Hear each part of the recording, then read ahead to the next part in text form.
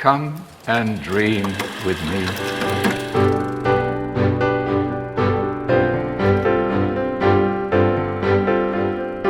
Hello and welcome to What Do You Want to Watch, Explosion Network's premier media podcast. Every week we get together to talk about movies, TV, and online content. To help you answer the question, is really February? Yeah. I'm your host, Shelby. Joining me today, Dylan Blatt. Happy to be here for the first official episode of the year.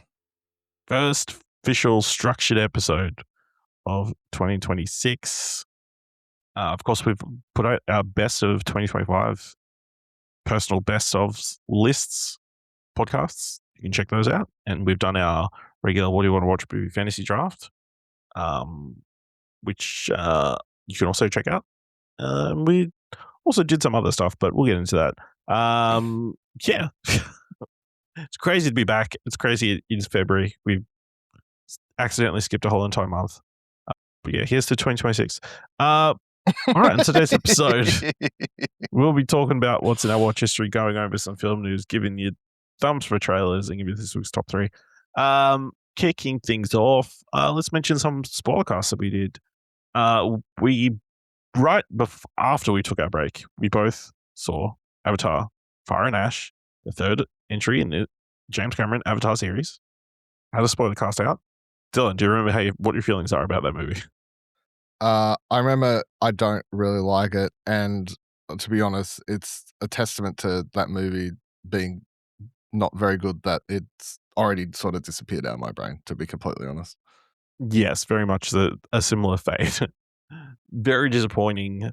Definitely squandered certain elements from memory. No, what it was it felt like a retread of the last movie, hitting us a lot of similar beats, including the almost shot-for-shot remake of the final action sequence. Yeah, which is bonkers. So yeah, Avatar: Fire and Ash. If you've seen it already, you've already lost. If you haven't seen it already, don't bother. Then we saw something I believe we both liked a lot more. 28 years later, The Bone Temple. Obviously the latest film in the series, directed by Anaconda, in which Spike, the protagonist of the first 28 years later, has been inducted into the cult of Jimmy's. And other stuff is happening at the same time. It's a really fantastic film. It is really a movie about two best friends taking a bunch of drugs, but also a Satanist leading a cult, murdering people and taking off shirts.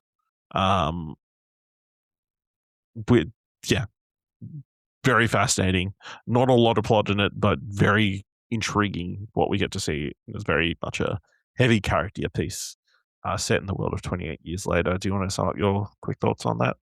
Yeah, basically what you said. I think I think the first film and this are completely different, and they both stand apart yet unified, and both are fantastic, which is sort of, when you do these projects where the middle, they're like, we're doing 3 films and Boyle will do the first and third one if that gets greenlit, and Nia DaCosta will do the middle one. It's sort of like almost like a Ryan Johnson with Last Jedi situation of what's going to happen with the middle one here.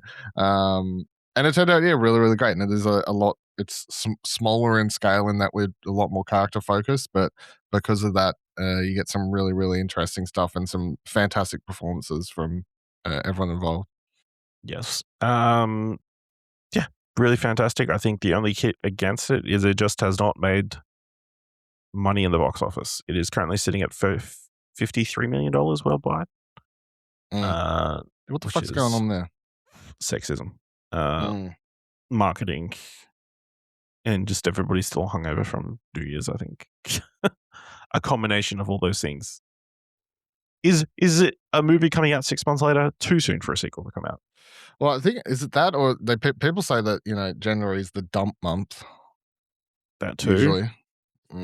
But obviously we saw, it's hard to say because obviously Wicked is the other one that's like been very close together. But the second movie was not good. Yeah. So that kind of throws everything out. Because 28 years later made $51 million, 151 million worldwide. It's only a third of that so far. It'd be interesting. Is it just a case of people not knowing it's a new film, or like I know I felt like I saw a reasonable amount of marketing for the film and that kind of stuff. So I would say, I saw I saw the trailer a lot in cinemas. So yeah, don't know.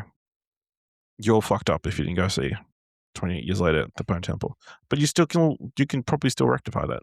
It's probably still showing at this point. All right, let's talk about some new stuff, well, new-ish. Because Dylan, you went on your usual yearly tear of stuff to watch, taking full advantage of the break to I catch realized up because on. I've started doing this thing on my Instagram stories where I'm like trying to post these little fancy now watching things every time, Mhm. and like updating the counter in the corner for what movie it is. I'm already up to like 34. Jeez, it's only February. That's Yeah. more than one a day. Yeah. All right, talk to me about Sam Raimi's latest film, Send Help. It's fantastic. So we watched the trailer on here and talked about it. The plot for this one is basically Rachel McAdams plays a woman who is treated like shit in her company, even though she's, you'd learn in the first like 10, 15 minutes that she's, fantastic at her job, and she's a bit of a workaholic, and she's the backbone of the company. You don't really know what they're doing. They'll talk about deals and spreadsheets and stuff. But anyway, she's and I can't remember if he died or retired, but the guy who was in charge of the company had promised that when he moved on, so I think he died, she would get a VP position or something. In comes Dylan O'Brien, who's the son of said person who's now taking over the company.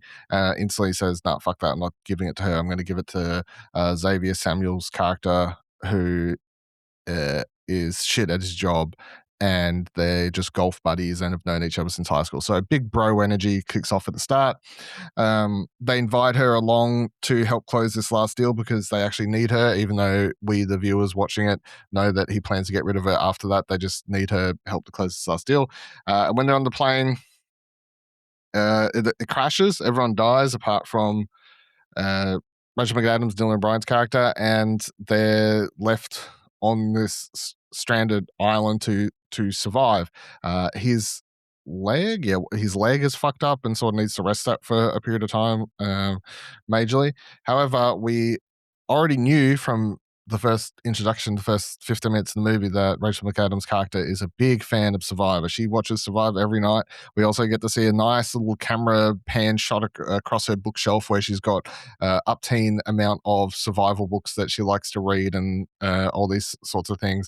And she'd even tried to get on Survivor, and all the people in the workplace found her audition tape and were making fun of her and stuff. So you know when you land, when she starts being able to put together fires and hunt, get food, and generally knows what she's doing, that you're not like, how does she know all this? You just like, the film does a pretty good job at getting that question out of the way quite early. But yeah, you just get to watch these two play off each other, and they do such a great job because he's still in, at least for most of the film, still in this, I'm your boss, I need to get back to society straight away, and you're going to be so much shit and all this sort of stuff. And she's like, we're not in the office, like, either we're surviving out here or we're not. Has a lot of great twists and turns. I wouldn't say it's overly scary. It's a thriller, like it's a character-driven thriller. However, I will say that when they get to some bloody moments, they are quite funny in sort of Sam Raimi horror movie style of, he loves to do sort of over-the-top horror stuff. The scene which they show the end of it in the trailer, where she goes, "I'm going to go try and hunt a boar. I've never done that before." The scene where she kills this boar is is great. Just the amount of blood they have flying out of this thing as she's trying to kill it and stuff. Good shit. I had a great time. But yes, I would recommend. This is a first. I want to say the first, but yeah, stand out already for the year as far as like horror thriller films go. Cool. Good for Sam Raimi getting back to Yeah. his roots. Good on Rachel McAdams. Been a while Did you hear him talking about why he wanted to work with her again in an interview? Yes. Well, I think I've heard somebody say why because they were doing Doctor Strange together, Hmm. and he would explain the most bizarre shit. She would instead of saying what the fuck, she would say reasonable questions related to how this world functions. I think I watched the interview clip was going around. He's like, I'll be like, and a ghost hit you here, and then you're gonna do this, and you're gonna go back like this, and your leg's gonna land like this, and then there's gonna be monsters crawling over you, or whatever, like completely outlandish stuff. Instead of just being like, I don't understand or what's going on, should just straight away be like, okay, so should my leg land here or just like, so he said after that, he was like, I had such a good time working with her. I knew straight away I wanted to do something else with her again. Glad it came true. Hmm. All right. Talk to me about Hamnet, the latest film from Chloe Zhao, produced by Steven Spielberg. Gold Globe winning Yes. Hamnet. So it is, I don't want to overstimulate it, but I mean, I thought it was astounding. It is after Chloe Zhao obviously had that little dip into Marvel, we came out untainted. is how I'm going to say this. Makes one great movie, best picture, dips into Marvel. Oh shit, what's happening here with your career? Comes back out. No, she's fine. We're all good. Okay. So it's no worries. So the story to this is basically that it follows, and for most of the movie they don't say his name like it's some big reveal, but Paul Mescal's character is playing Will Shakespeare. Jesse Buckley is playing Agnes, his wife, and the film is a romance, true and true, but it's also half of it's a romance, I guess. The first half is they meet, their families don't want them to be together, all these other different factors that we just sort of go through. Don't have a lot of money. He's trying to be a writer, but then also ends up having to work with his father to make ends meet, sort of thing. They have a couple kids, and it feels weird to say it, like almost it should be a spoiler, but it's in the trailer, and it's also just sort of the point of the movie, I guess, to a degree. One of the kids' names is Hamnet, his son. Who we get to spend time with older kids and stuff, but you get to see that he has a really close relationship with his only male child. There's that whole element of the male child's carry forth his lineage sort of thing. Not mentioned, but subtext sort of, you assume that's what it is. Because the other two children are his daughters.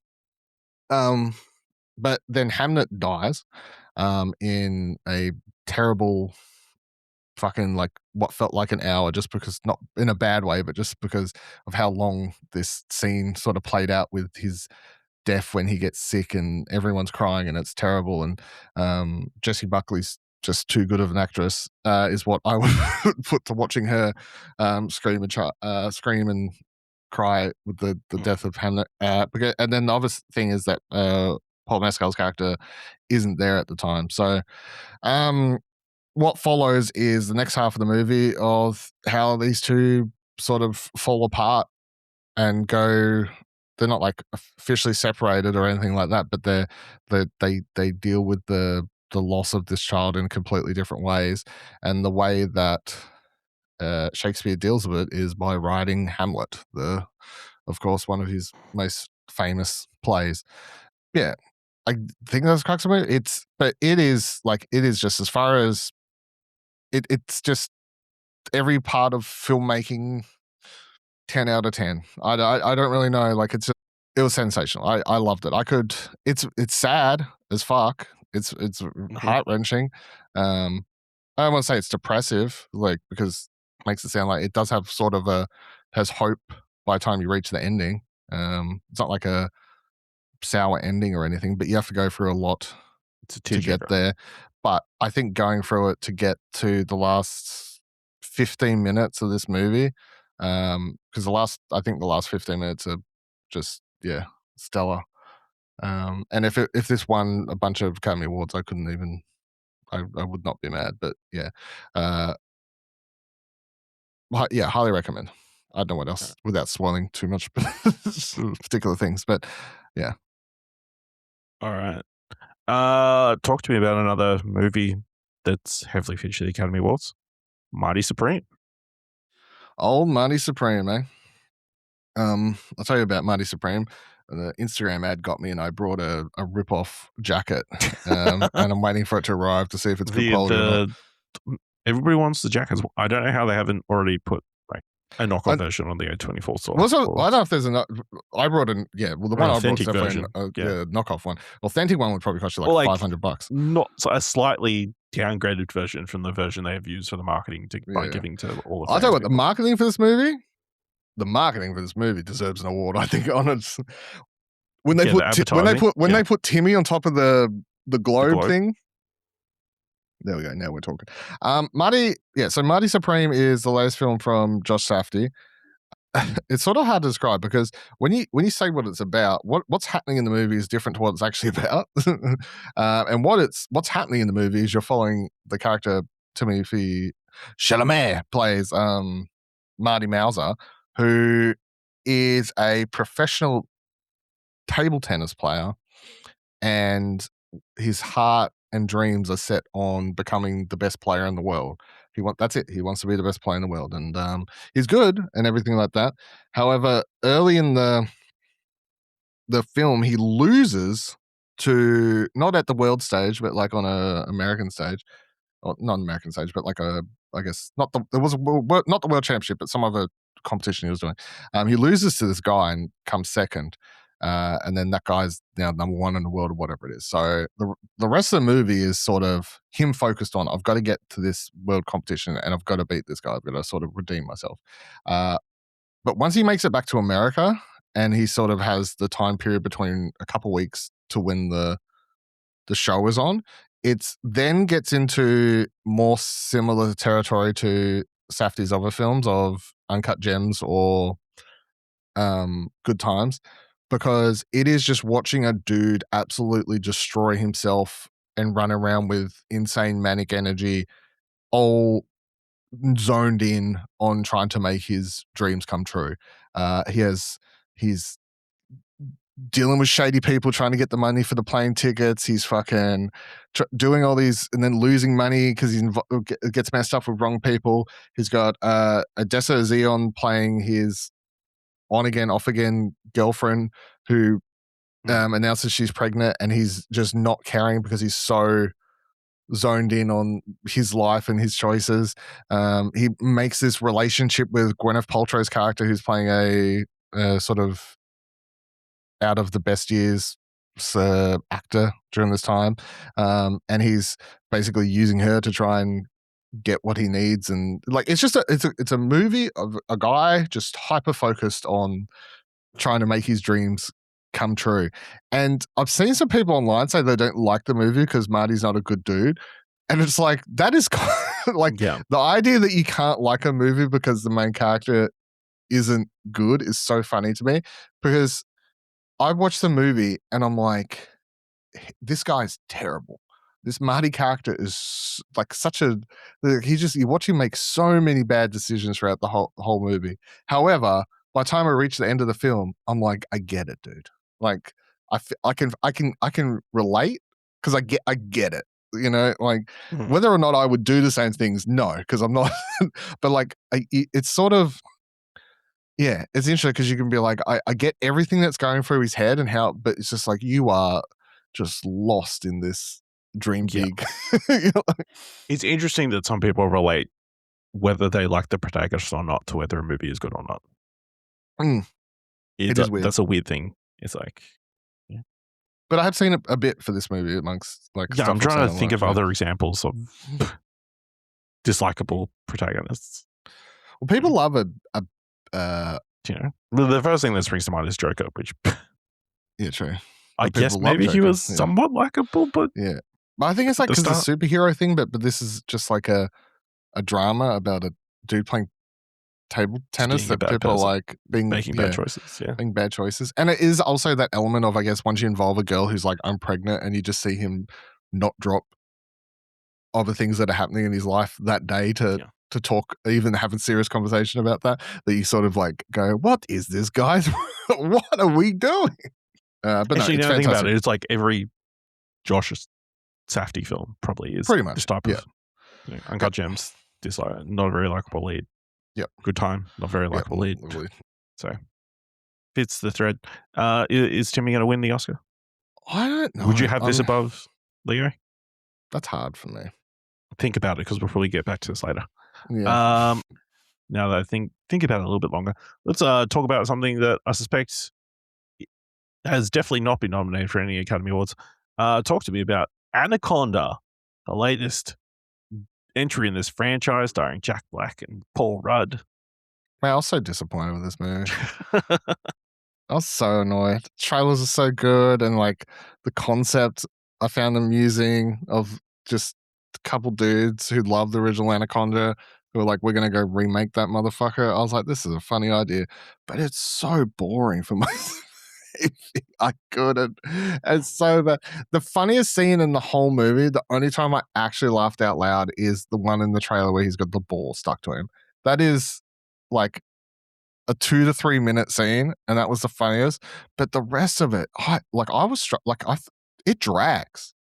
So sad. Like, and most of the characters, I just didn't like. I don't really have anything good to say. Is what I'm going to say. Don't watch it. Not sure that was a problem. Yep. I mean, how would you rank it amongst the other Anaconda films? It's so weird because everyone's are like at best trying to be at least B tier horror movies and stuff. I don't know. They're at least entertaining. I think the rest of Anaconda movies, even the shit ones, are more entertaining than this. I'm going to put this right at the bottom. Okay. And then you watched The Housemaid, the latest film starring Sydney Sweeney and Amanda Seyfried, directed by Paul Feig. Paul Feig has a thing for these thriller, whatever genre I want to call this now. Murder things, yeah. Yeah.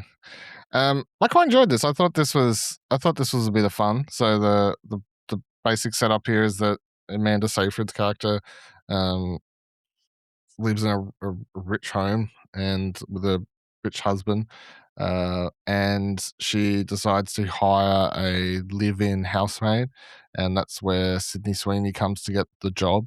And I'll say, every time I watched the trailer, it kept like teasing like there was going to be some, and there is a twist, but I'm just going to spoil one thing that like is revealed 10 minutes into the movie because it just completely. It was 10 minutes into the movie, and I was like, oh, every thought I had about this from the trailers is not what it is, because they have that part in the trailer, when she's driving where she takes the glasses off and everything. It's only because she is Sydney Sweeney's character is pretending, she gives like a fake resume and all this sort of stuff, because she's actually, we find out very early in the film, she's just got out of prison and she's on where you got to check in with someone, and she's trying to get a job so bad, and she's been sleeping in her car and everything like that she's sort of just fluffed up a fake resume, and she's trying to like look to match the resume and stuff like that. So, but I just remember, how the trailer ends at that moment? I was like, oh, there must be some like bigger twist to it or something like that. And the movie has a few twists that come later for different reasons. But yeah, it was not that she was keeping a secret for different reasons. It was literally just because she was keeping a secret because she has a dark past that she's trying to sort of cover up, and she needs a job because she doesn't want people to be like, hey, I've just got out of prison. Want to talk about that? But yeah, I thought it was quite good. It kept me. Amanda Seyfried gets to go quite berserk in this several times. She's playing a very like, I want to say like diagnose someone, but like manic depressive. Like she's just flips her mood just constantly throughout the first half of the film. Start blaming things and then be happy the next scene and all this sort of stuff. And then once the husband gets involved, it's like he's sort of like covering for her constantly, and yeah, it goes in a different direction about halfway through the movie that I was like, oh, okay, here we go. And yeah, by the time I got to the end, I was like, yep. They leave it open for a sequel. I get my car, I Google, it says there's 3-4 books or something. Okay, that makes more sense. So I'm going to presume that this is done well, and we'll be getting another one. All right. So I have been watching season 2 of The Pitt. One of my favorite shows of last year has returned. It's already 4 episodes in, I want to say off the top of my head. So it takes place about 10 months after the events of the last season. And Dr. Robbie, played by Noah Wiley, is having his last shift before he goes on a sabbatical.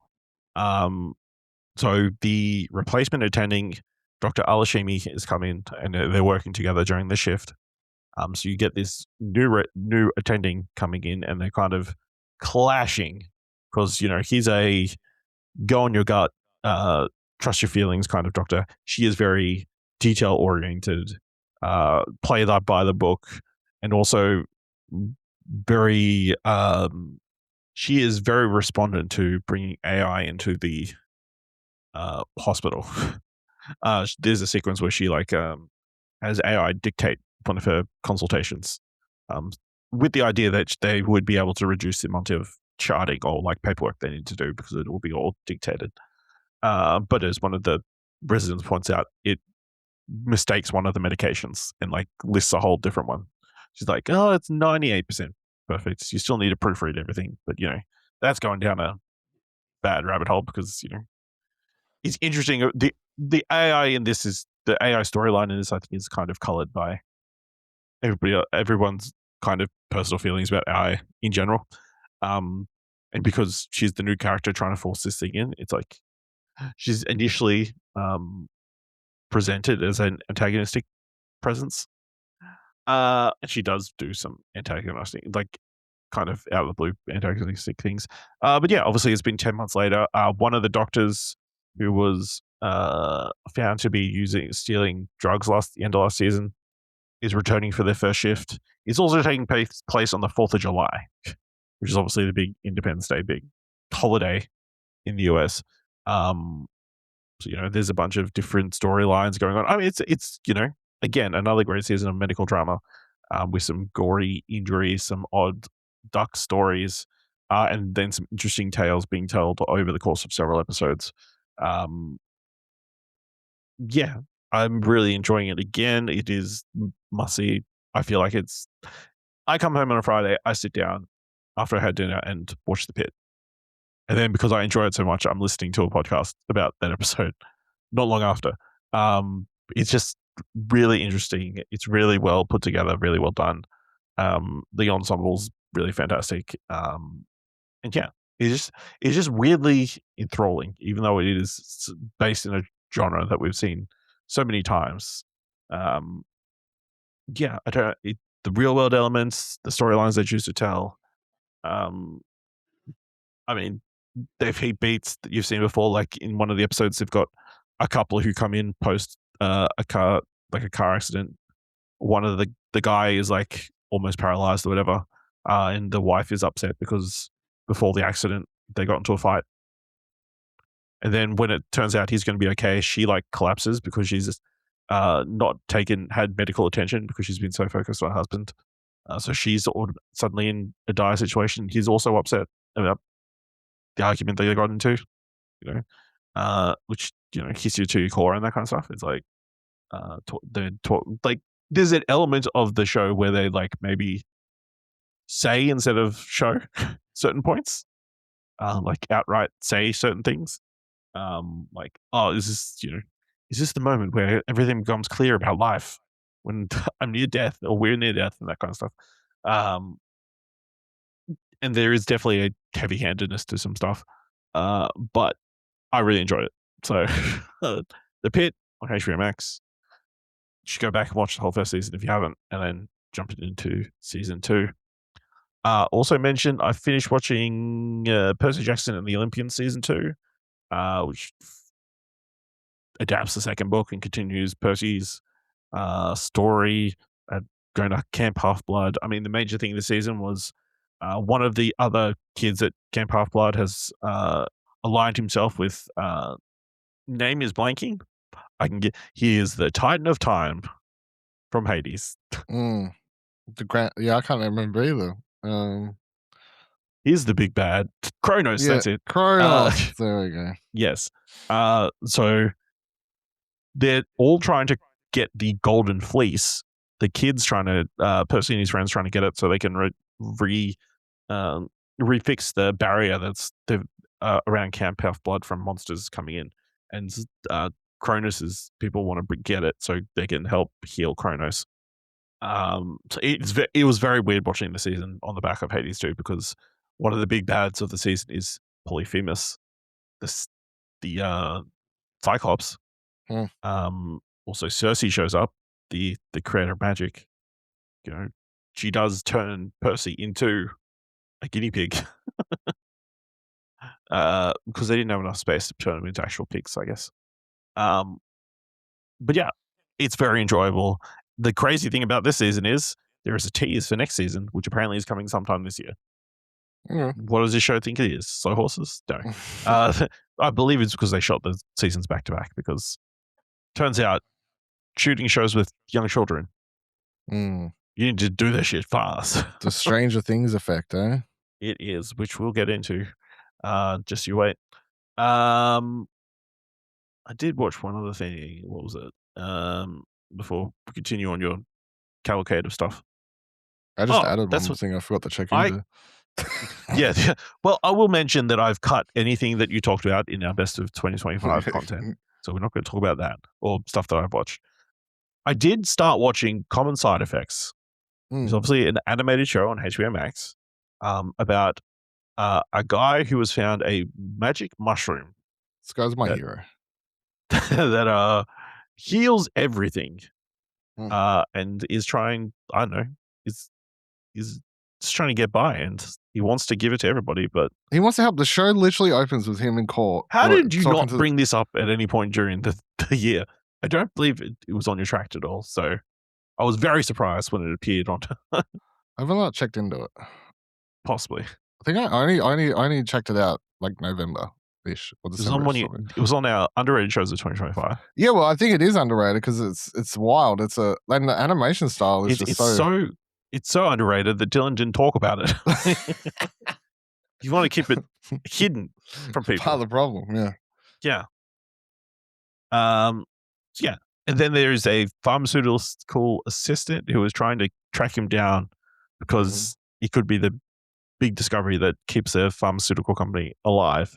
Meanwhile, like the government agency that would cover pharmaceuticals is trying to find him and kill him because they don't want this. Well, if a cure got out that could help everything, their whole industry would fix die. everything. Or they wouldn't need all the other pharmaceutical stuff. They wouldn't be able to make all the money. They wouldn't need all the other drugs. Even though it could cure cancer. Like, what's more important, curing cancer or money? You know? I did get to the end of, I think, episode 3 before I got sidetracked with some other stuff, which is when it seems like there might be some side effects to this mushroom.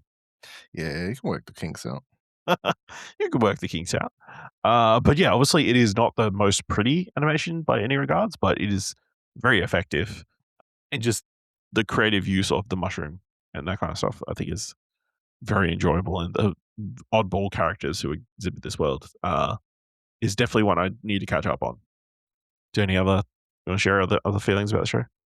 No, I just it's just a very Adult Swim like style. And I think it's just that thing of like when an animated show starts, it just starts with a dude like yelling at a bunch of people in a courtroom. But like it's sort of like it's serious. Like the show, it's almost like the show doesn't treat itself that it's animated. I don't know if that makes sense, but yeah, it's not like hyper stylized or like doesn't do anything super animated or anything. It's just sort of it's animated, but it's almost like they treat it like they're filming real actors. Is how yeah. I mean, it's similar to the show Long Story Short, which you also enjoyed on Netflix this year. Yeah, you didn't like that as much as me though. Well, I only got one episode in, to be fair, but you thoroughly enjoyed it. But same kind of thing. Just animation as an art is a form. It doesn't need to be the reason, I guess, that you use it. But yeah, look forward to catching up on that. Let's talk about some more things that you caught up on. Talk to me about, okay, so you watched Sisu, and then you watched Sisu Road to Revenge. Yes. I was like, before doing the best action films, I was like, I should probably watch Sisu Road to Revenge, because that came out last year, and presumably that should be something I check out for the list. So I hadn't watched the first film yet, so I had to watch both. So Sisu yeah, the first film is about. I think he's coming back from. I think he's trying to cross back into Finland, or he's just crossed into Finland like after the war. And there's a bunch of. I think it's the Russians in that one, or is it the Nazis still? I can't remember. Either way, this one has the Russians. The first one had the Nazis, right? Either way, bad guys. So yeah, the first one is just like he's coming back through.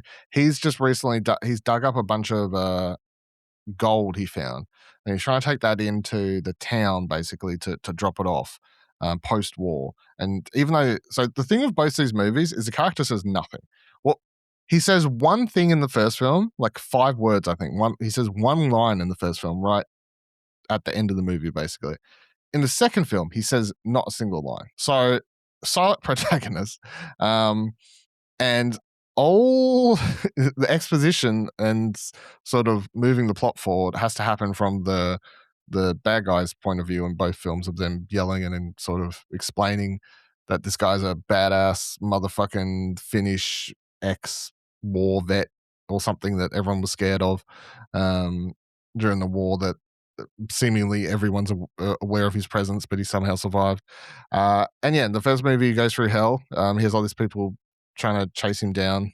The Nazis trying to take his gold, and he has to fight them all off through numerous things. And there's even a point where it looks like he's going to be dead because he was like hanged, but he somehow gets out of that in the most ridiculous way. But then when you finish the first film, and you're like, man, there's some wild stuff that happens in that, and sort of nearly unbelievable. The second film goes, man, you guys really loved how those wild, unbelievable things that happened in the first film. We're going to step that up an ante. The second one, Road to Revenge, is he's just it seems like it takes place days after the first film, but he arrives at his home pre-war. And you get a nice little scene where he gets to like look at photographs of his children and all this stuff. And we know from the first film that his family were all slaughtered in the war by someone. In come Stephen Lang's character, this Russian dude, who we find out was the person who killed and slaughtered all his family. And he's basically, he gets someone in just a extradition scene go, hey, this motherfucker's out there roaming around killing all our people, and we're blaming you because you're the one who killed his family. So you created the monster, so you got to go finish what you've done. And then our dude in the second movie, all he's trying to do is he's destroyed his entire house. So he's taken it down like wood piece by wood piece, and he's piled it all into a car, and he's traveling somewhere, and presumably to rebuild a new home for himself with still the same pieces from his old home. So the first half of Sisu Road to Revenge is the kind of car combat for a lot of the movie. It sort of feels almost Mad Max inspired. He's constantly, because he's got this vehicle with all this wood on it, he doesn't want to lose or get rid of. And it includes one of my favorite things I saw in a film last year. I'm going to spoil it, which is they send in the cavalry of planes. They're like, we'll send in some planes to try and shoot this motherfucker because sending in guys with guns just wasn't doing enough. And there's a scene where one of the planes is, his car's here and the plane's like, shooting. You see it coming across the road, and you're like, what's he going to do? What he does is he reaches out from the car, he unbuckles one bit, a strapping on the wood pallets on the back of this truck, and he slams on the brakes, perfectly timed, that as the plane is coming down, the plank parries the plane and sends the plane spiraling off into the distance. He then has to get out of the car and put the wood back into the car. But I could never seen a film where someone can kind of say, yeah, a guy parries a plane with a piece of wood that's on the back of his car. And it's not even the wildest thing that happens in the movie, because at the end of the movie, he rides a missile, and I'm not even going to explain that in any other context because it's the thing that happens. But yeah, they're good fun. And that's why it ended up in the top 5 action movies list. All right. Weirdly, let's talk about another Academy Award nominated film. Tell me about The Ugly Stepsister. Yeah, so The Ugly Stepsister is a new vision of the classic Cinderella story that you may or may not know. We follow the story from the point of view of one of the quote unquote ugly stepsisters, I guess, from the stepsisters from the story. There is a woman playing Cinderella in here and everything, but we don't like her because she's pretty and and she's doesn't deserve to come to her. So it almost feels there's been a string of really good horror movies the last couple of years that all just deal with body dysphoria, society standards on women's bodies, and all those different factors. This joins that rank because you have a girl who basically, and a big part of it is the fact that her mother basically wants her daughter to marry a rich prince so that her family can be rich as well. And she pushes her daughter, the Elvira, pushes her to try, and she's like, there's going to be this bowl. The prince is putting on a bowl. You're going to go to it and you're going to win the prince and you're going to marry him. It's going to be all these great things. But to do that, we've got to go on a journey. So it starts with her. She gets a nose job at the start of the film. And this is set in like the fucking 1800s. So the nose job is some gnarly ass doctor just fucking around with a hammer and getting up there. She starts taking weird concoctions of shit so she can like get skinnier. Yeah, and it sort of elevates from there. I mean, the poster is a picture of her with a fucking massive saw or blade next to her foot, so you can guess what direction the film eventually heads in. Because you got to fit in those slippers somehow. But yeah, it's very good. It's very well acted by everyone that's involved. It's shot very, very well, and yeah, just overall it strikes true with, like, I guess the themes that it's trying to work on. Not that it's subtle at it, but I don't think it needs to be subtle. All right. Continuing on the horror front, talk to me about The Strangers Chapter 2. I'm refusing to not keep watching these movies, even though they're all shit, or the first one was shit, and the second one was shit. There's only one more, right? There's only one more, so I'm committed. It's almost like I'm just intrigued also, just because they shot them all in one go and would apparently do it in a way that they were filming all three. Like they would go to a set, film a scene from one of the movies. The main girl from fucking Madeline Petch. That sounds about right. That sounds right. She would then jump in a car, they'll go to a different set and film something from the third movie, jump in the car, go film something from the second movie. Like, I just, like, the whole just being jumped so around shot between 3 movies at once. Yeah. Intertwined all over the place, yeah. Yeah. Okay. Just, like, it's just that concept alone is intriguing. I'll say, I think the second one is better than the first one, but it still doesn't make it a good movie. And the only reason it's better than the second one is because the first one was just mostly retreading of the core sort of plot that happens in the original movie, which is guy and girl in house, people knock on the door, terrorize them and sort of go from there. Mm-hmm. Second one, she wakes up in a hospital, and the people who terrorized her discover that she's still alive, so they come and try and kill her there.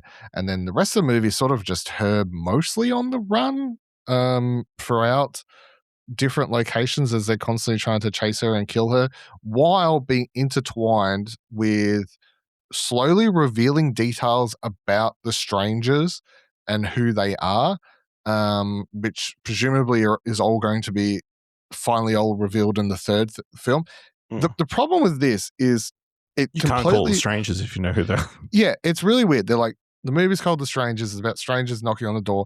You got the classic line of, like, from the first film, which they redid in this one as well, the part one from the original 2008 film, where Liv Tyler's character is like, why did you do this, blah blah blah, and the one of the characters goes, because you were home, or like, so it takes away from the whole just randomness. It doesn't matter who the people under the mask were when you're trying to literally then give backstory to the people in the mask, and it kills a lot of pacing in this movie too, where I mean, some of the scenes are quite good. You'll have Madeline running and, getting chased through all manner of different locations that she sort of goes throughout the film.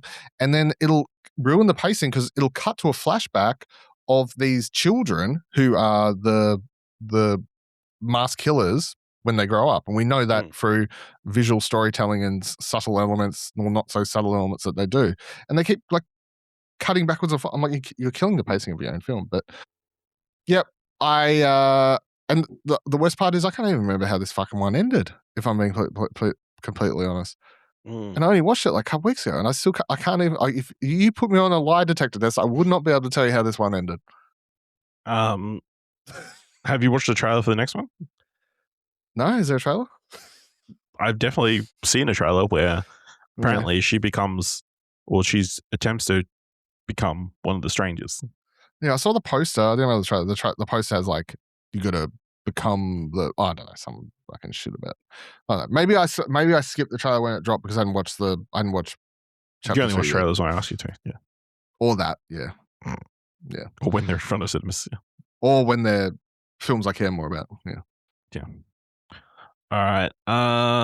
You've got around to watching The Shrouds. Yeah, this was one I was excited to watch all year. Just had of course, it didn't come to the cinema here because why would it? But David Cronenberg's latest film is him very much dealing with expressing his own feelings of loss of his partner in real life, put forward here in this film, in which Vincent Cassel, however you say his name, plays the lead character who recently lost his wife in I don't remember how, actually. But anyway, she's dead.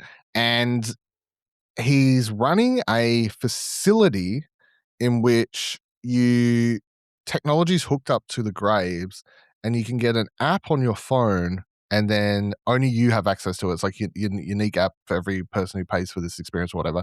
And you can go up to the grave of your loved one and activate the screen that's on the grave tombstone and see literally what's down there, the body of your decaying loved one, which is as sort of messed up as you potentially might think it is.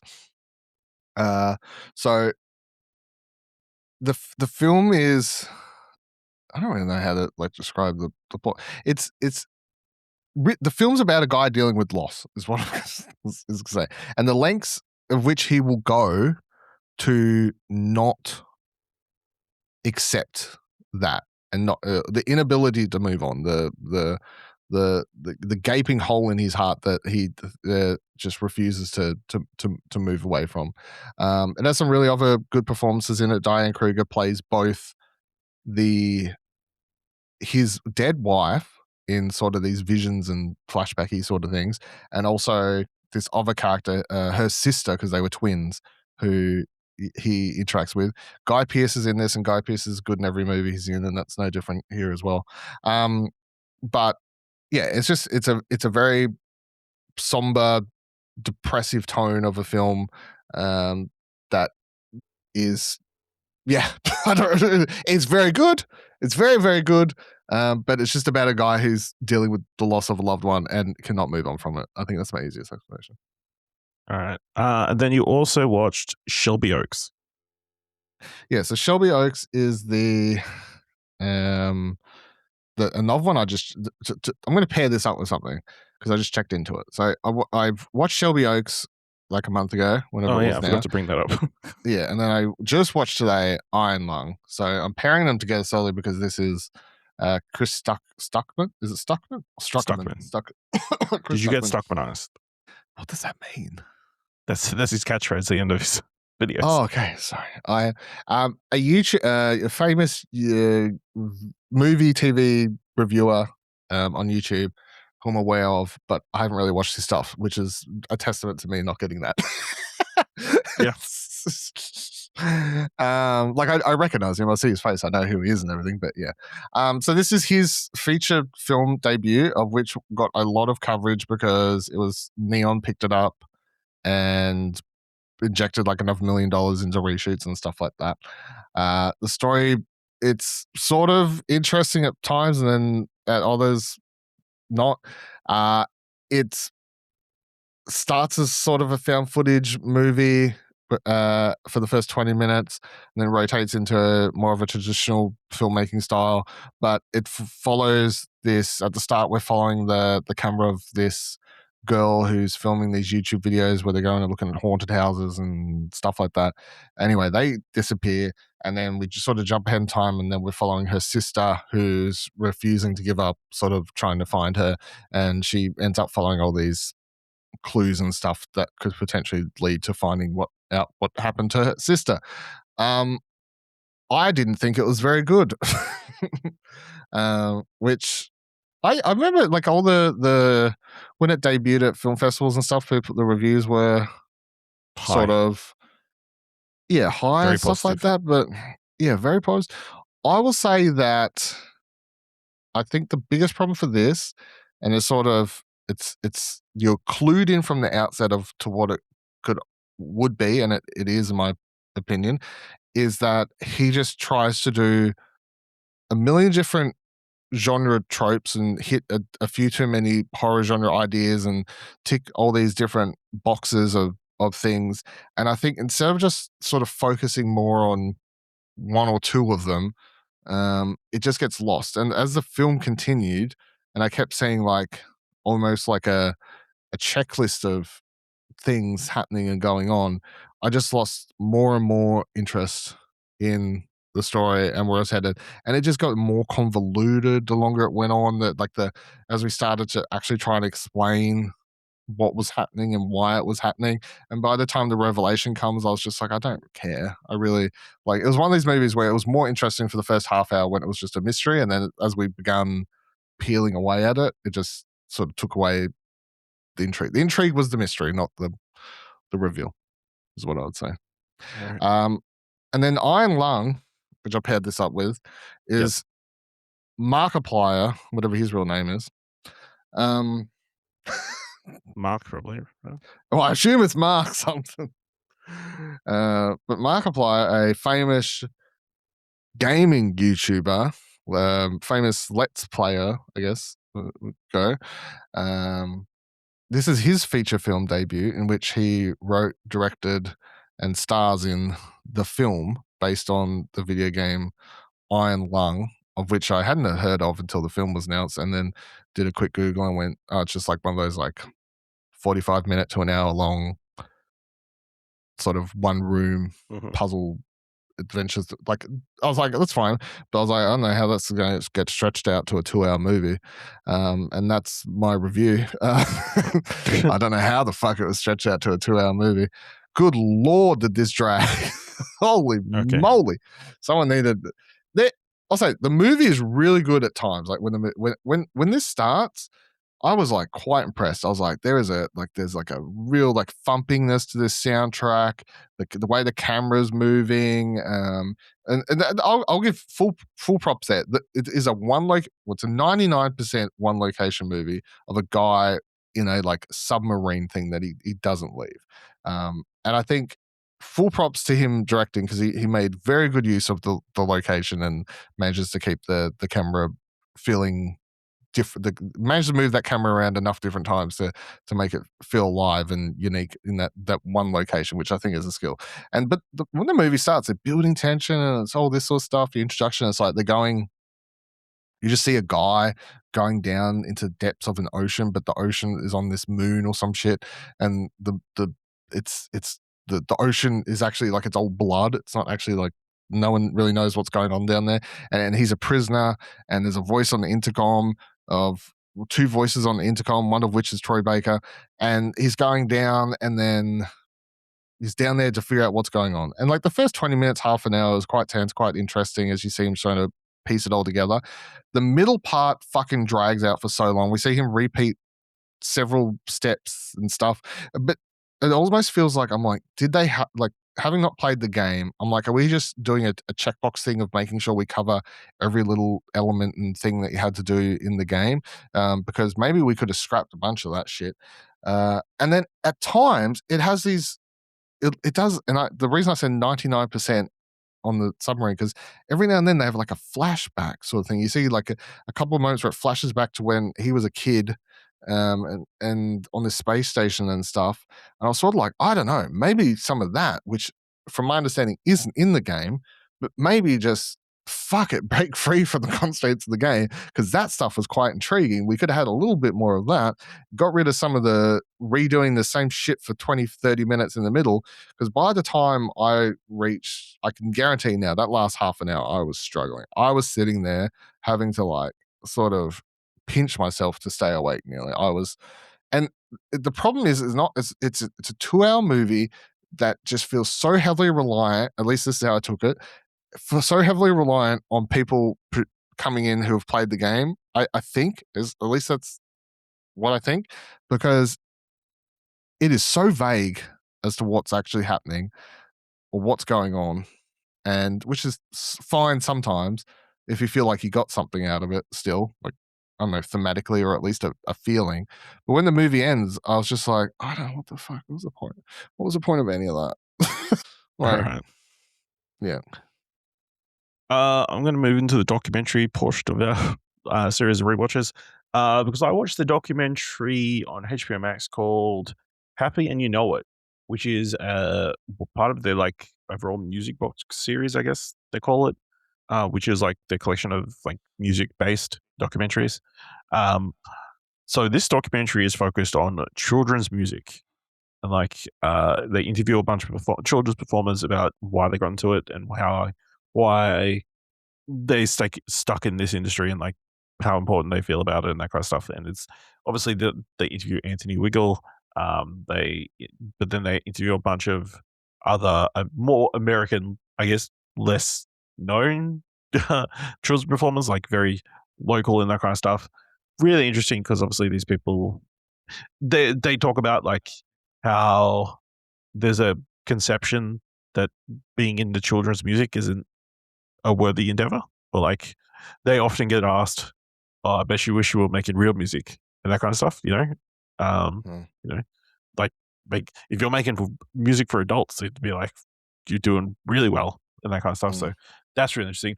The story in this that really interested me is they interview a guy called Johnny OK, I believe his name is, and he talks about that he put out in 2011, I think it is, a version of Baby Shark. Baby Shark. Do. Exactly. So apparently that is an old camp song that the kids would sing around the fire, and like because there's action and that kind of stuff.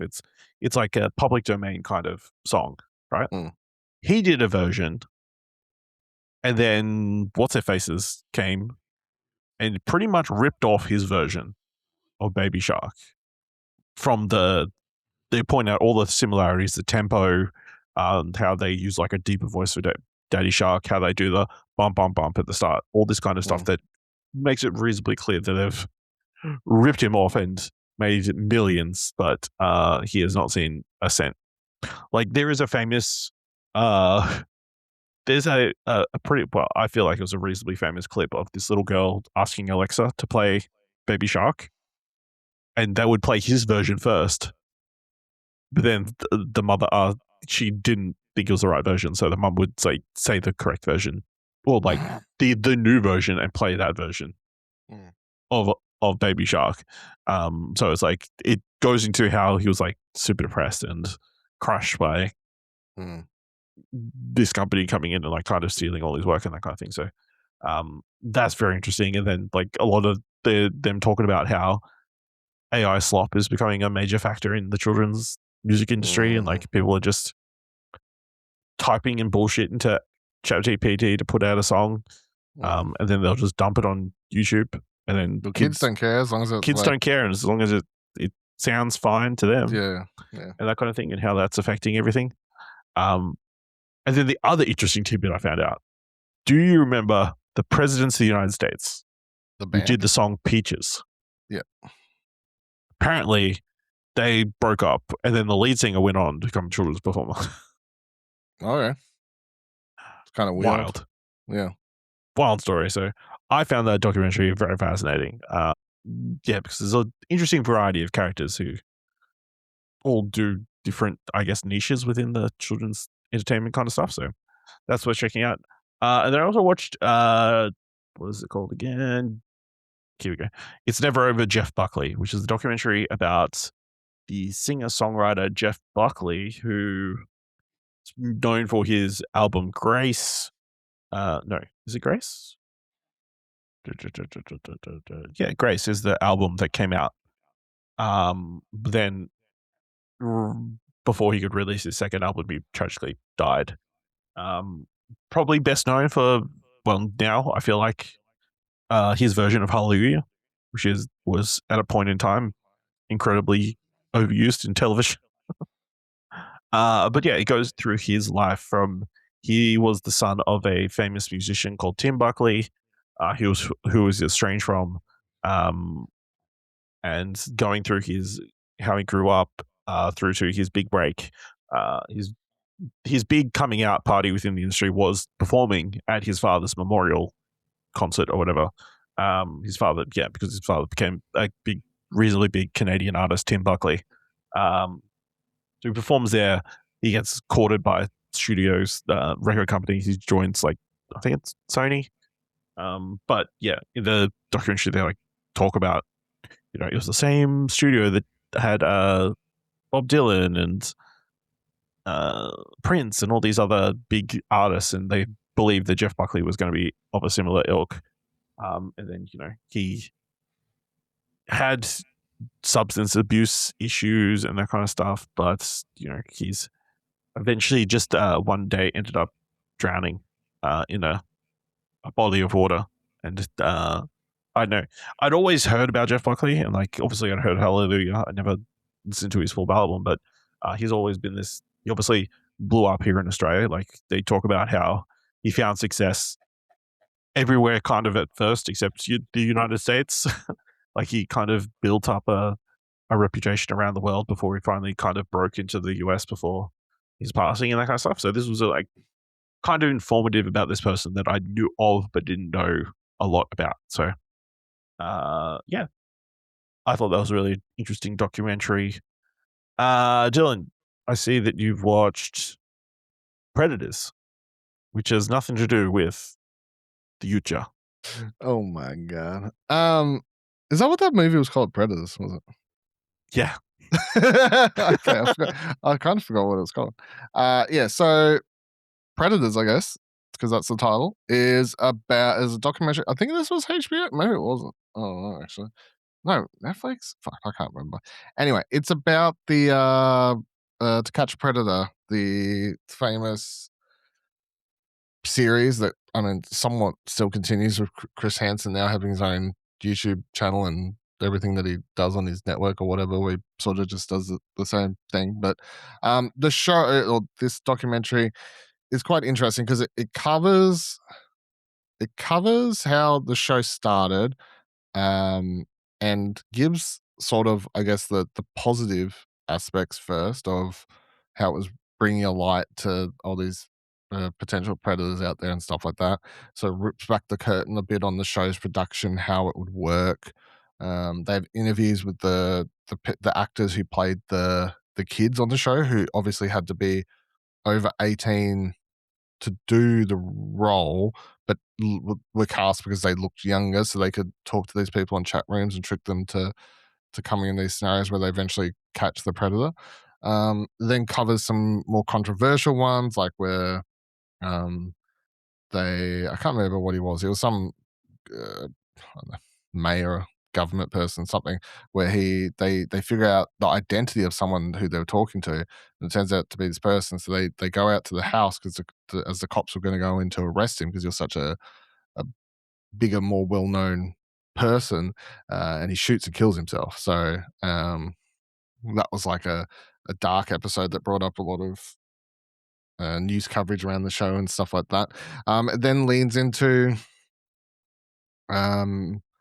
how some people's lives have been ruined more recently because of, I guess, I can't remember was trying to think. So on his YouTube channel, his stuff he does now, he did an episode where it was something very specific. It was like, I think it was something like a 15, 14-year-old kid texting like a 12-year-old, something like where it was like all parties were super young. And in a world without the internet and the show, it wouldn't have reached the stage where his name was thrown around and everything, and now his life is sort of ruined and it's up in lights and all these videos of him and stuff like that. Yeah, it sort of then goes into the glamorization of it. They have a short interview with Chris Hansen at the end of the documentary, which I was wondering the whole time watching it. I'm like, I wonder if they ever get an interview of Chris. And the film basically ends with this Chris Hansen interview where they ask him some hard hitting questions, and Chris Hansen just ends it. He just stands up, says, "Nah, that's it. I've had enough." Walks out, and they had done a really good job of presuming it might happen because they had cameras already planted in the elevator, cameraman waiting downstairs, and they just the film sort of just ends with this dude just not wanting to answer this question and getting up, and you get to see all the footage of him getting in the elevator, getting out, and then grabbing a limousine and driving off. Like it's so cherry on top of whatever everything else I was trying to cover in the film. So yeah, I would recommend checking it out. It is quite interesting for such a famous program, I guess. Then you got around to watching the Alabama Solution. Yeah. I think this is I watched this one because it's on the It's on Academy Max. Award. HBO Max. Well, no, it's Academy Award nominated. Yeah. I think so. Yeah. So this is from Andrew something or other, who's the dude that did the Jinx, and another filmmaker whose name escapes me. But really interesting project in which they, at the start of the film, and I think it starts like probably 10 years ago, they go to this Alabama prison to interview some of the inmates there on a day where they're like making it all look happy and cheerful and everything. And then after they leave, they like say early in the film that a bunch of the inmates then started reaching out to them. And from that point on, it's quite interesting because I would say 80% of the movie is shitty quality mobile phone vertical videos that the inmates are either recording and then sending to the filmmakers, or they're having video calls with the filmmakers and they're like recording it at the same time. So they get all this insider knowledge, and it's sort of paired up with they throw in a lot of facts early about how many thousands of deaths sort of happen in the prison system, the reform rate dropping something like 70, or not the reform rate, there's no reform, the probation rate dropping something like 78% in the last 10 years or whatever it is. The overcrowdedness of the prisons, and then just the abuse of power from the guards and everyone that works there. And you so it's mostly these camera footage covering it, but then you also have a dude is murdered very early in the film, and then you also have the crew following his mother on the outside, who's trying to take it to court. And you get to see how that all sort of comes through. It's called the Alabama Solution because the governor, I think, the governor of Alabama, like when eventually the prisons all go on strike, and to try and draw attention to their cause of wanting better conditions and not to be killed in prison. And then the governor gets on TV and is like, it's an Alabama problem. We got to have an Alabama solution. And the Alabama solution is to build more prisons. And it ties well together with another documentary I watched a couple of years back, which I can't remember the name of, but like just how the prison system in America for a lot of these states is just used as free labor, and the amount of money that the people involved, the state, I guess, makes off the free labor is exuberant. Yeah. So at one point in the film, one of the guys in prison says that it's like slavery is over, but it's well alive in the prison system. So really interesting film. Yeah. All right. And I would love to have known how all the people in the prison reacted once the film came out and they discovered that all these, because they're not meant to have the phones. Like several times in the movie, they'll be talking to someone and they'll be like, "Shh, don't say anything. Nothing. We're good." Like, because then of course they're not meant to have phones, but phones are like contraband and they get them. And then the movie comes out, they're like, "These motherfuckers." Well, I imagine there was a massive sweep post the film coming out. Yeah, apparently it happens all the time, but they just people get phones in easy because it's such like a high requested item, and they just easy to you lose one, I you get guess. another one. Yeah. Yeah. Let's move into what I'm calling the Australian movie section of your end of year catch up. We'll kick things off with Primitive War, obviously the dinosaur movie set in Vietnam that I watched earlier in the year. What did you think? I thought it was a bit of fun. That was a bit too long. Is how I now this one out. I think that the dinosaur effects, B movie grade, but quite fun.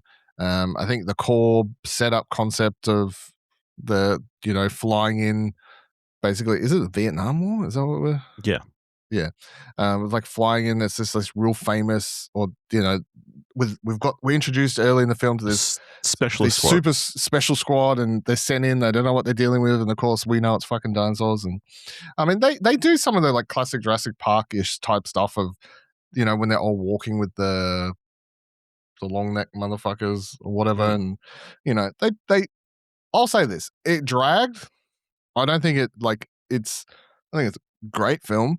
I had a lot of fun with it, but it's definitely better than the last Jurassic World movie. So, yeah, I remember enjoying it for the most part. Other than like kind of the tone, I think was a little bit over the place, maybe too self-serious at times. Yeah, it is a bit too serious. Yeah, but they are working on a second one, so yeah, and that's good. All right, let's talk about The Correspondent, starring.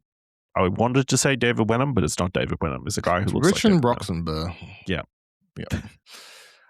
So this is the true story of, I'm finding his name so I don't get it wrong. True story of journalist Peter Gresty. Gresty. I'm not sure if you say Grest or Gresty. Anyway, who is arrested under all these false pretenses in, I don't know what exact location he's in. It's like fucking, I don't know, like Egypt or some shit. I don't know, but fucking Cairo maybe. It sounds about right. Actually, Cairo sounds right. Yeah, Egypt had a big like siege or whatever. Yeah. So he's there covering something.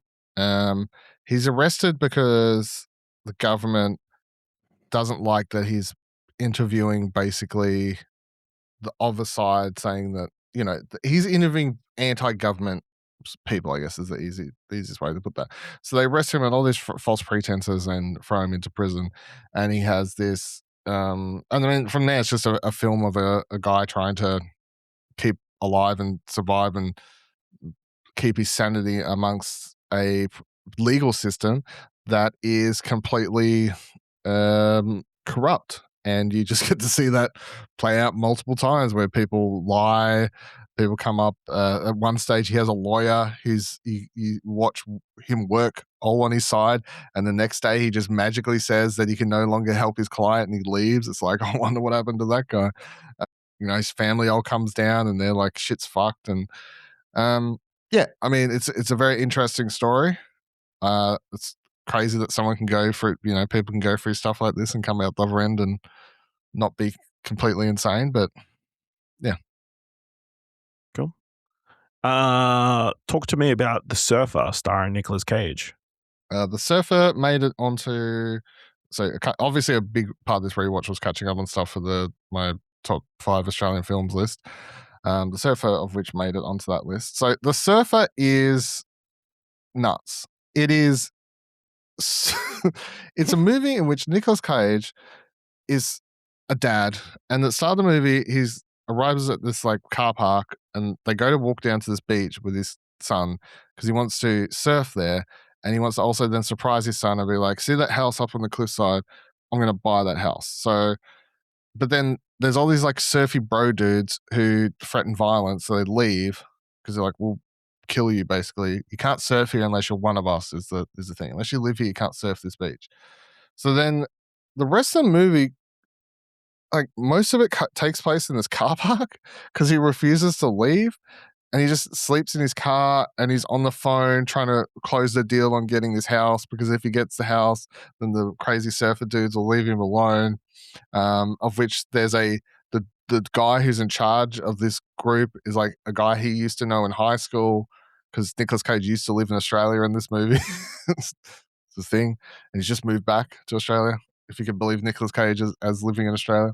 And look, I think the comparison I made, the closest comparison I can make tonally for how this movie made me feel is very similar to Wake and Fright, in that is just the tone is just all like the way it's edited, the way it's pieced together, the way it just sort of the framing of actors' faces, and just the craziness of it, but within such a normal setting.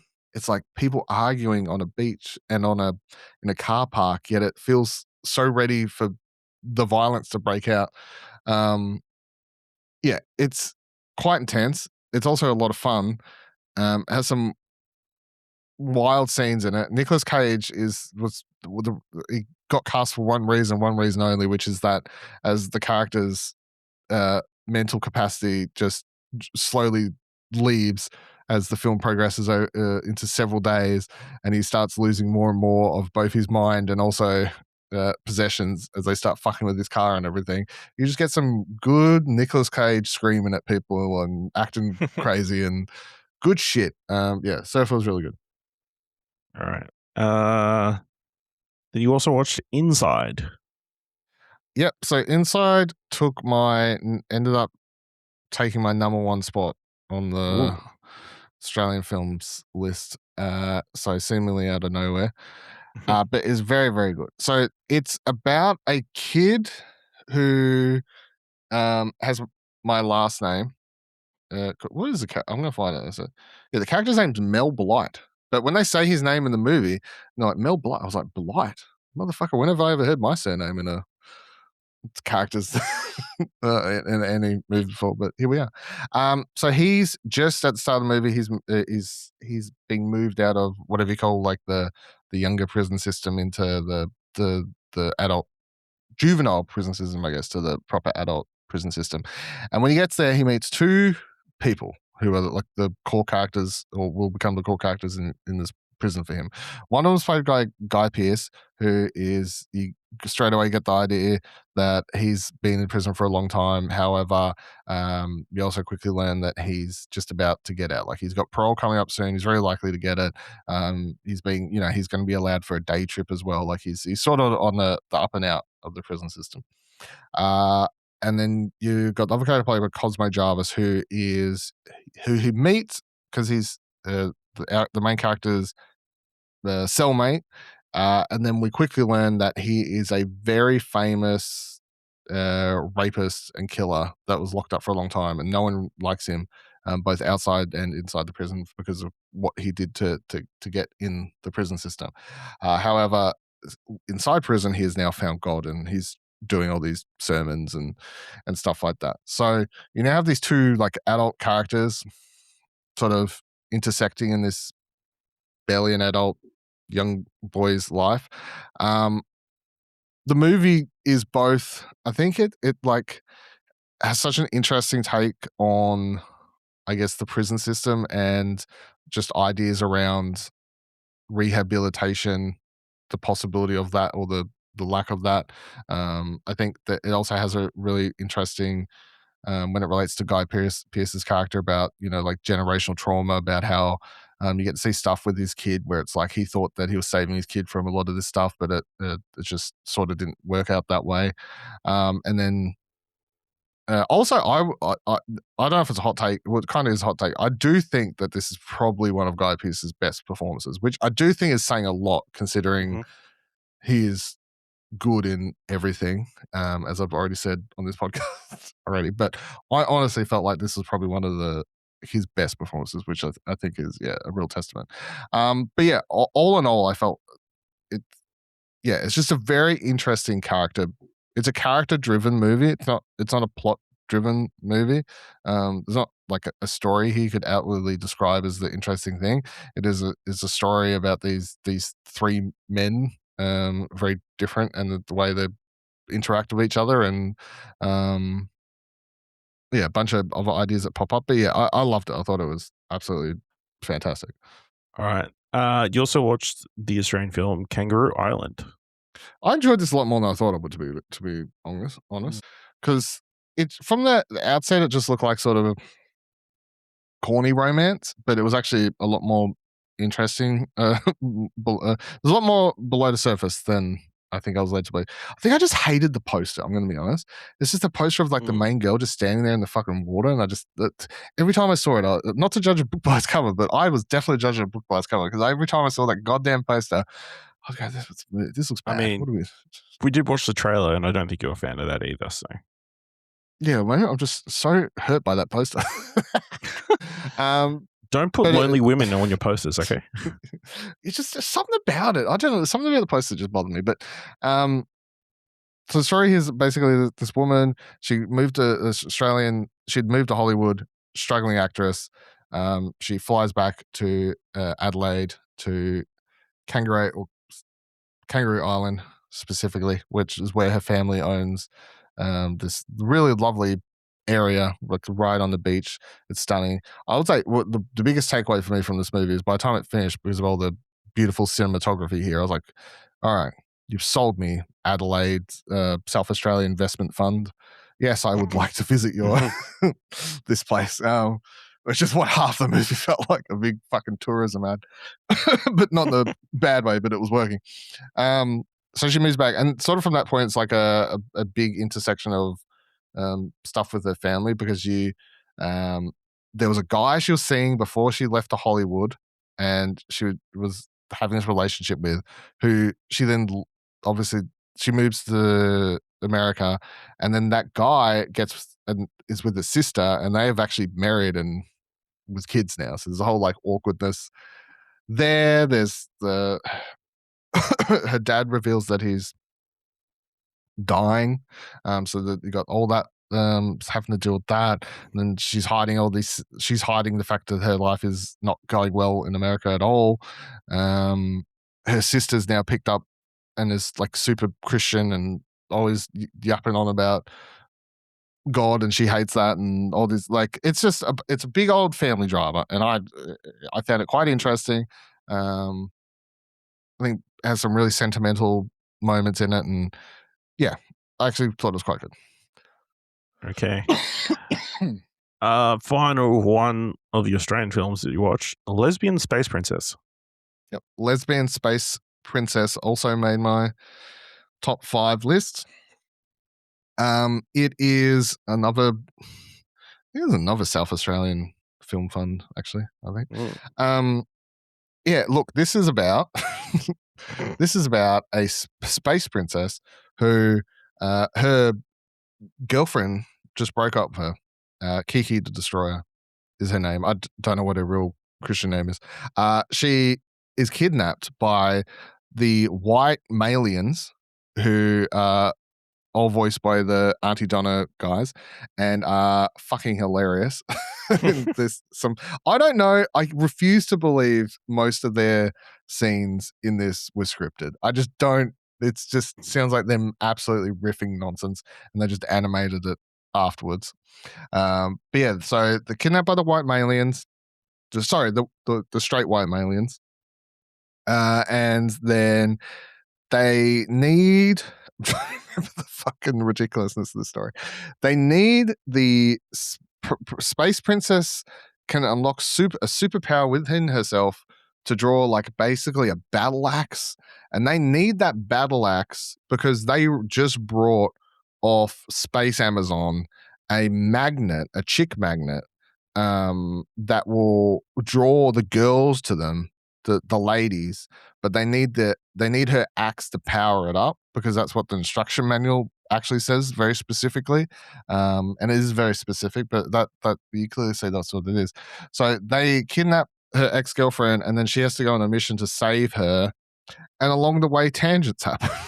I think is the summary of the film. It's a lot of fun. It's got a lot of style. It's visually very interesting. It's queer as fuck in an unapologetic way, and I thought it was fantastic. I'll have more, please. All right. So you want a sequel? Sequel, or I'm happy for this. Is their first film. The two ladies that made this, the two directors, their first film. So, yeah, I don't know. How often do you get a absolutely wild original animated Australian film? Not often. So, I would say never. Yeah, it's pretty. All right. Last three films before we move into other segments of What's Our Watch History. But you finally got around to watching Bottoms. I'm very keen to see what you say about one of my favorite comedies of recent memory. Yeah, I don't know why it took me so long. Like, just kept never. And then, did you watch this before or after I Love LA? No, I finished I Love LA and went, oh fuck, I should watch Bottoms. Okay, that makes sense. It's like, what was the impetus? It was finishing I Love LA and being like, oh, Rachel Sennott, I should watch Bottoms. Mm-hmm. Also in a world where I already, and then I think that it was a pairing of that, and at the moment they just added Shiva Baby to Mubi, and I kept seeing advertisements for it, so I was like, Shiva Baby, whatever the director's name is, Emma Spelgman or whatever. Finished I Love LA. I should fucking watch Bottoms. Anyway, I had a great time. I thought it was very funny. It's a lot of fun. Aya Edaberry and Rachel Sennott have fantastic chemistry. Not too surprising because they, I think, went to the same school or same drama school or something, I think is what the story is. Sean Lynch is having a great old time in this. I refuse to believe he had a script either. I think he was just saying random shit. He's just ripping shit, I think. And yeah, it just has it gets wilder and wilder as the film progresses, and then by the time you reach the ending, you're like, well, that was a film. That was a film. Yeah. You're on board with the tone because it's like a bit. I've seen people watch it and it's like not getting that it's like a clear satire and like very weird. Get in on the joke. Yeah, I think it's just. I don't know, it's a lot of fun. I don't want to like. At no point was I like the tone's off. Okay, good. You watched you watched Daddy-O, starring Sean Penn. Yep, that's one. And there's two people in the Dakota movie. Johnson. Dakota Johnson. Yep. This is a movie. We watched a trailer for this. So it's literally Sean Penn plays a cab driver and he picks up Dakota Johnson's character from the airport. And then it's just two people talking in a cab for 90 minutes. And I think a testament to how sometimes I'm saying it's about like I'm complaining about certain elements from some of these other movies dragging and whatever else. I found this movie great. These two, as much as I'm on. I think I've decided I'm definitely on the Dakota Johnson defending team, of which because there's the she can't act thing. I think she's really good in a lot of things. Really is good, and I do think that she just plays into her like celebrity character a lot in interviews and shit, which I find quite funny. I think she's really good in this. I think Sean Penn's really good in this. I think they have chemistry with one another. I looked up after because it's such a weird project. I'm like, how the fuck did Sean Penn even end up doing this like at this stage in his career? And apparently he'd lived next door to Dakota Johnson or something like that, and she had the script and really wanted to make the movie, and then like took it over to him and was like, will you do this with me? And he read it, was like, yeah.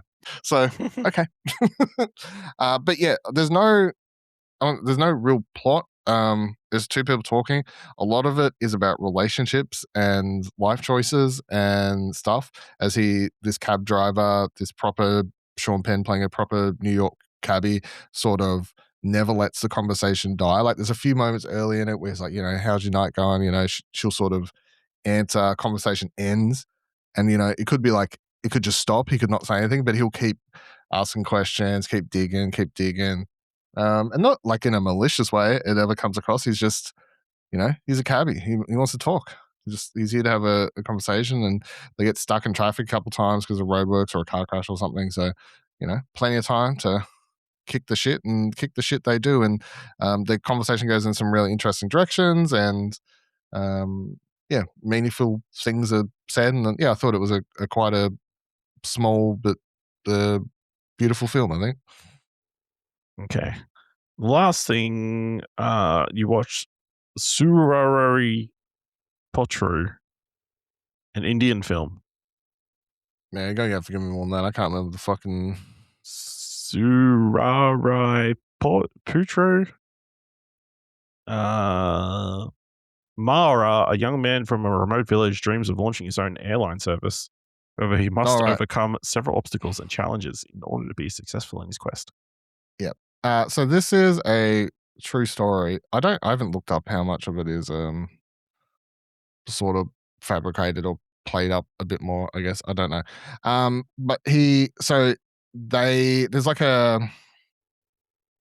what do you want to call it? Like an iron grip on the flying industry in India, where this like one dude basically has it all and very much wants to keep the poor out. And the film does a good job, I think, of it. The film did a really good job at me hating more than I already do the capitalist world in which we all live.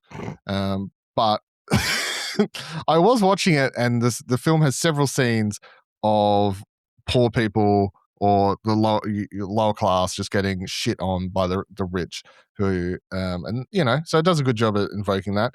I did find the main dude though to be a bit of a shit, and there are some things sometimes people can do in movies that just there's a thing where he like constantly treats his girlfriend and wife like shit throughout most of the movie. And I am told by people I'm watching the movie with, it's cultural. It's just fine. And I'm like, no, this is. And then when there's a stage where he like hits her, and then 5 minutes later they're making up and getting out, and I'm like, man, leave this motherfucker. Why do we?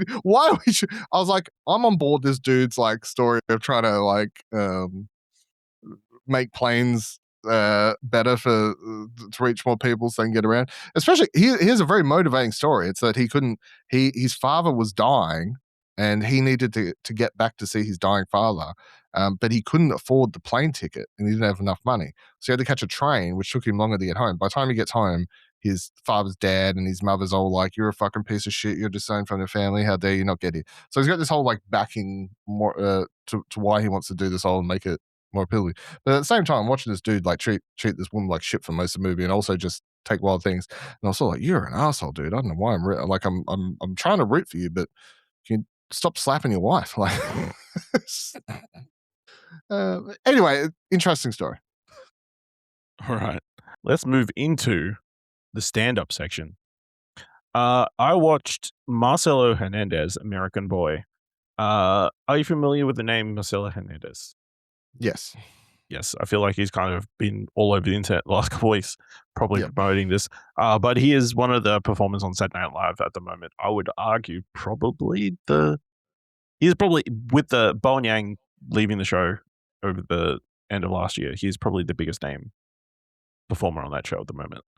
But he's got a stand-up special on Netflix, in which he talks about his childhood and growing up and all that kind of stuff. He's got a bunch of really good bits about being an immigrant child, and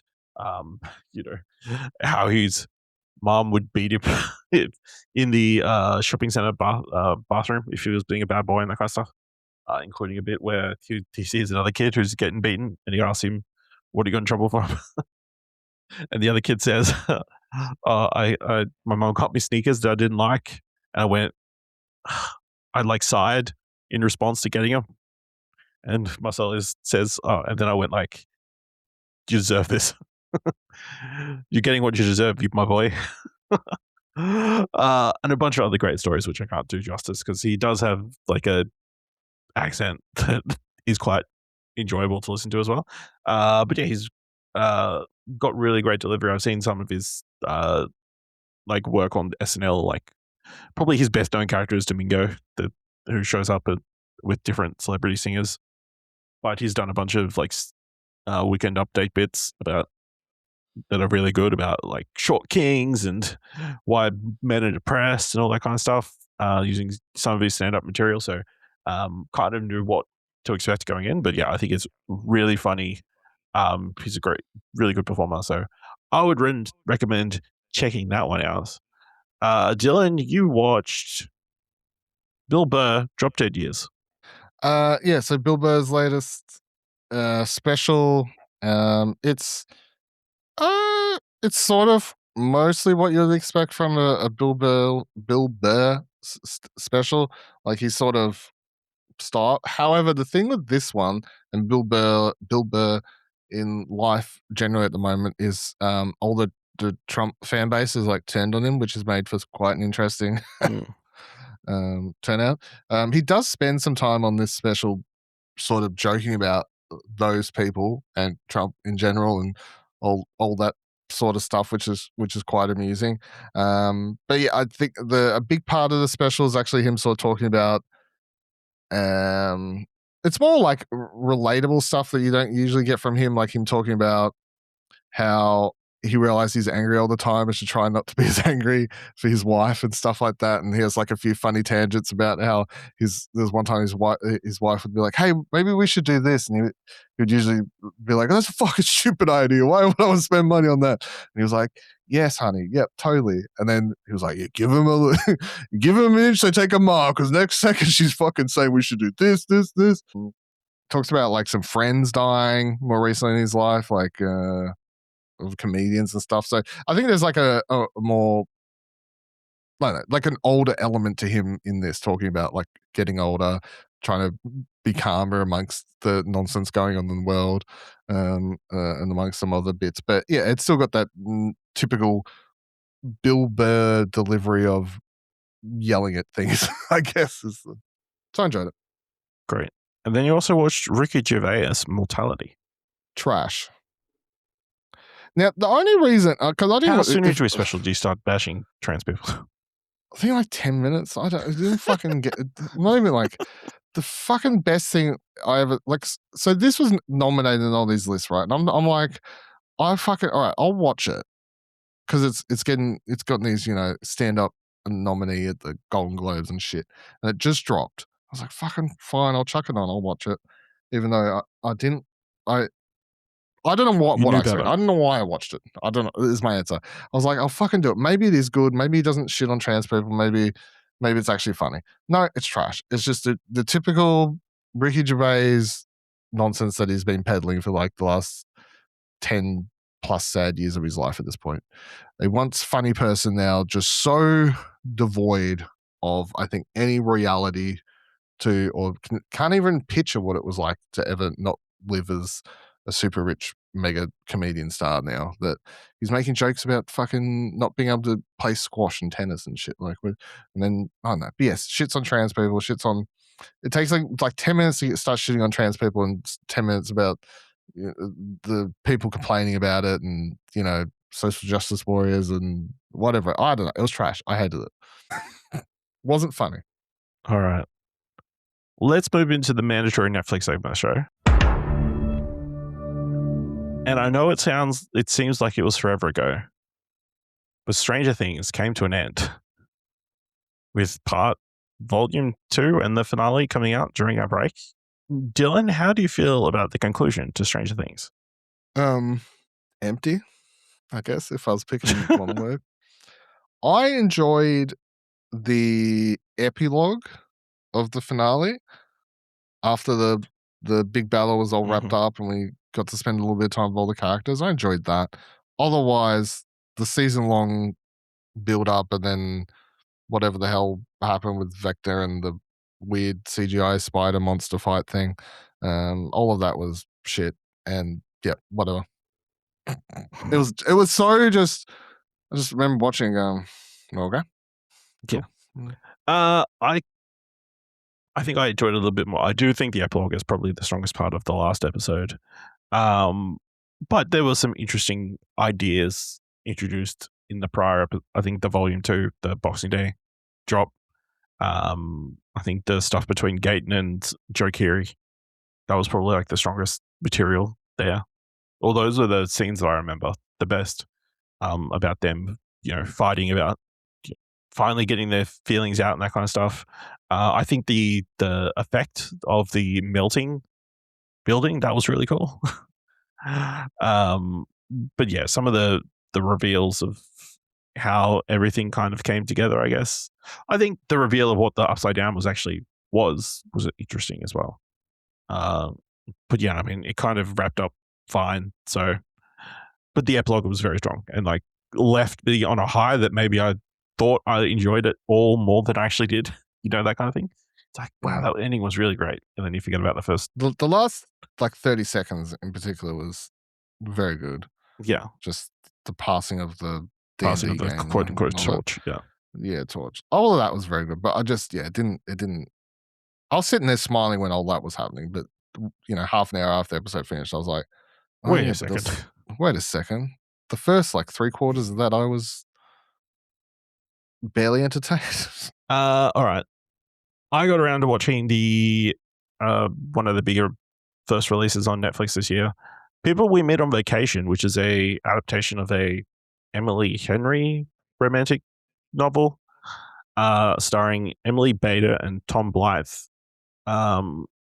starring as two friends who are going to a wedding, but then they kind of flash back to their relationship over the years from college to them being, I don't know, in their 30s or whatever. And they kind of meet up. They meet in college for the first time because they both come from like the same hometown. So they're doing a road trip back home from campus. And that's how they kind of meet up. And they're very much the polar opposites, I guess. One is like a very much a homebody, like really love the town he grew up with, family person. She is very wants to see the world kind of thing, travel everywhere. He is a monogamist. She is very much having different flings, not willing to settle down and that kind of stuff. And then they decide every summer that they will go on like a big vacation somewhere together. So in the present day, they've seemed to have had some sort of falling out. And they both going to his brother's wedding in Barcelona. It's a destination wedding. So she has become a travel writer who goes and like does reports on different places to go travel around the world and that kind of stuff. But yeah, they're falling out, and then yes, throughout they're structured that they also flashback like every few years to chronicle their past trips and leading up to their eventual falling out, and then also dealing with the relationship in the present day. I think it works because it's enjoyable. I think it's really well put together. I think it relies heavily on the chemistry between the two of the actors. I think they're really fantastic, both separately and together. And yeah, I think it definitely doesn't take any massive twists or anything. It kind of goes the way you kind of expect. But I don't think there's anything wrong with that. I think there's some cool running gags throughout the show, or like callbacks to like small character moments and that kind of thing. They look great, like in the movie. Like they've got really nice outfits and that kind of stuff, that kind of thing. So I would highly recommend, if you're a fan of the rom-com, check out People We Meet on Vacation. All right. And then to finally wrap this up, we've got a couple of documentaries that you watched on Netflix. Talk to me about Kidnapped, Elizabeth Smart. Yes. So this one is it's about a girl who is kidnapped in the middle of the night. No one sees her apart from her younger sister. Her younger sister sees the person and everything like that. But the sort of the moral of the story is it's one of these the police are shit ones, because the police like hyper fixate on the family for a while. sort of narrative of like it's an inside job of the family, and then they hyperfixate on this other dude, this like criminal dude, and all this stuff. All the while, the sister kept being like, "I'm telling you, it's the person didn't look anything like that," but I guess because she's a child that refused to believe and whatever else. But yeah, so it's an interesting story. I don't say nothing like blew me away about it. I don't think there was anything super memorable. Hence why I had to look at a poster to remember what the fuck it was. But it was mildly interesting. And then you also watched Evil Influencer, the Jodie Hildebrandt story. Yeah, this one was interesting. So this one's about how influencers are evil.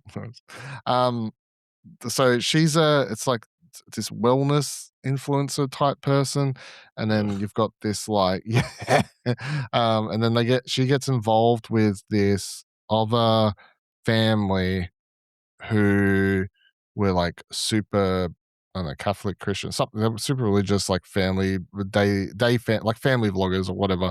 They get involved, and we end up in a world where they're like the influencer family thing. They're doing like fucked up things to kids because they reckon it's going to make them better people, like tying their hands together and like leaving them in a fucking empty closet to stare at the wall because of reasons. And anyway, it covers this whole. There's a lot of like police camera footage and stuff that sort of helps piece together when they go to her house to talk to her and stuff, that makes it feel a bit more alive than just a bunch of talking heads and stuff. But yeah, I mean, look, terrible person. Sorry, I went to the Wikipedia page for the thing, and I clicked on the page for Ruby Frank because I do remember this story being covered somewhere. And on the right, obviously, it's got all the like on her personal page, it's got all the information about her, like born and date of birth and location, that kind of stuff. Under known for, it's got YouTube, family vlogging, child abuse. Well, yeah, that's what this is. Wikipedia, you're funny sometimes. All right, that's actually everything I watch history, other than a few things that we talked about in our best of 25 content. So be sure to check those out to find out things that we watched and then loved and then added to this list. But let's move on to some film news, and there is a bunch of news that dropped that I thought the easiest way to cover it all is this week's top 3. Definitely in the top 3. This week's top 3 is top 3 stories we missed during our big Christmas break. Dylan, what's your number 3? Number 3 is Sony and Netflix. You want to elaborate on this? Well, then they did some like deal. Oh, I'm trying to I should have articles for these things. So hold on. I assume they just re-upped their deal, right? Yeah, I think it was. But Netflix and Sony Pictures Entertainment reached a new pay-one deal with first of kind global reach. Netflix and Sony Pictures today announced a landmark pay-one licensing deal, an exclusive exclusive multi-year agreement. SPE's Sony Pictures Entertainment's feature films will stream on Netflix worldwide, an industry first for pay one following their theatrical and home entertainment windows. The new global pay one agreement will roll out gradually starting later this year as individual territory rights become available, with full global availability on Netflix early in 2029. So the way I read into it is that whoever has like Sony rights in Australia at the moment, it's going to take them until 2029 to get all those rights back under the Netflix umbrella. But we're moving into a world where, yeah, every Sony picture is now will wind up on Netflix. Will wind up on Netflix as an exclusive. Yeah. Sorry, Spider-Man fans. You have to buy a second subscription. Correct. Yeah. Which amongst everything else, with them already getting. I don't know.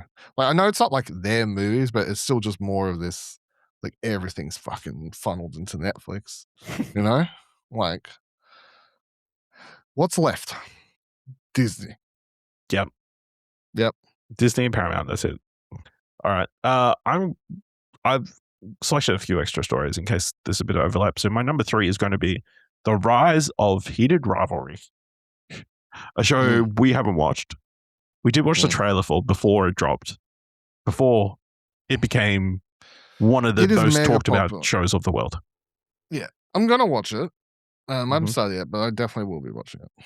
But I did want to point out this really funny story that I saw posted.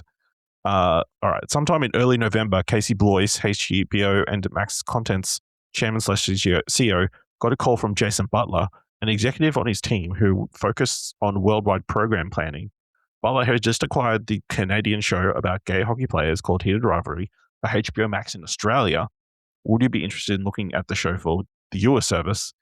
He sent me the episodes on a Friday, and then on Monday we started negotiating, Blois recalls. It was an easy and very quick yes. Obviously, I'm a gay man, so I had a sense that it might make some waves.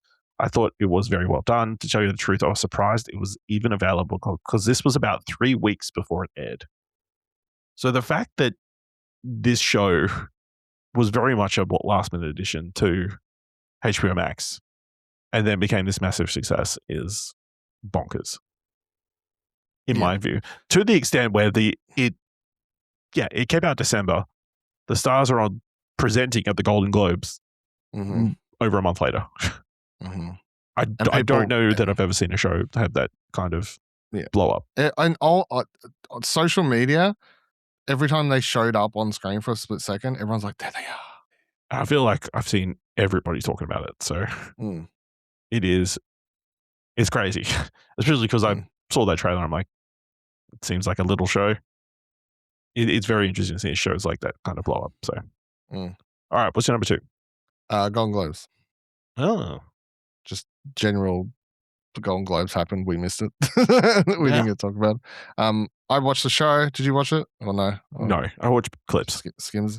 Yeah, so I watched the full thing. I thought it was quite a good show. I didn't actually think I have too many complaints about this year's one. I thought all the opening was good. I thought what's her name? Nikki Glazner's opening bit was very funny, as she was last year. I thought the couple of her presenters sparkled throughout. There were some good bits, and then all the awards were quite good. Everyone got enough time to speak. Seth Rogen getting up there, just winning several awards was very amusing to me. It's just something you couldn't picture, that Seth Rogen's up there winning Best Actor. It's so funny. Overall, thought it was a very good Globes this year. All right. I'm kind of hedging my bets as to what your number one's going to be. All right. So my number 2 is going to be Conformity Gate. Were you online enough to know what Conformity Gate was? No, you don't know what Conformity Gate was. I don't know what this is, and I'm online. There was a theory post the series finale of Stranger Things that there was a secret secret episode thing. Secret ninth episode of the show that was going to be released. I didn't know that's what it was called. I didn't know that's what we called it. I don't know how it came to be called Conformity Gate, but yes. Blah, blah, blah. I'm reading from this pedestrian article. Although it seems to be a happy ending, some fans weren't too pleased with the ending, leading us to Conformity Gate. It seemed that Stranger Things fans were so disappointed with how the series ended, they cooked up a theory that a secret 9th episode was in the works. Jokes, but not really. Those who believed in Conformity Gate thought the ending was all an illusion created by Vecna, and that Joyce Byers failed in her attempt to kill the rancid kid-stealing being. This was highlighted by the inconsistencies in episode H, which is pointed out by Conformity Gate truthers, such as the graduation scene in which some of the students seem to be holding their hands positioned like Henry Creel. One fan also likened the graduation gowns to prisoner uniforms, which could allude to everyone being under Vecna's curse or being trapped in this wild fake reality. Throughout the show's epilogue, multiple What's-Its games were scattered throughout the scenes, which could relate to Holly's imaginary friend, Mr. What's-It.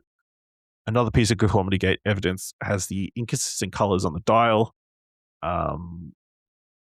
There's a bunch of different things that people have been pulling from these last couple of episodes and thinking there were hints that this is the events of the final half of the final episode was an illusion by Vecna, and he is actually.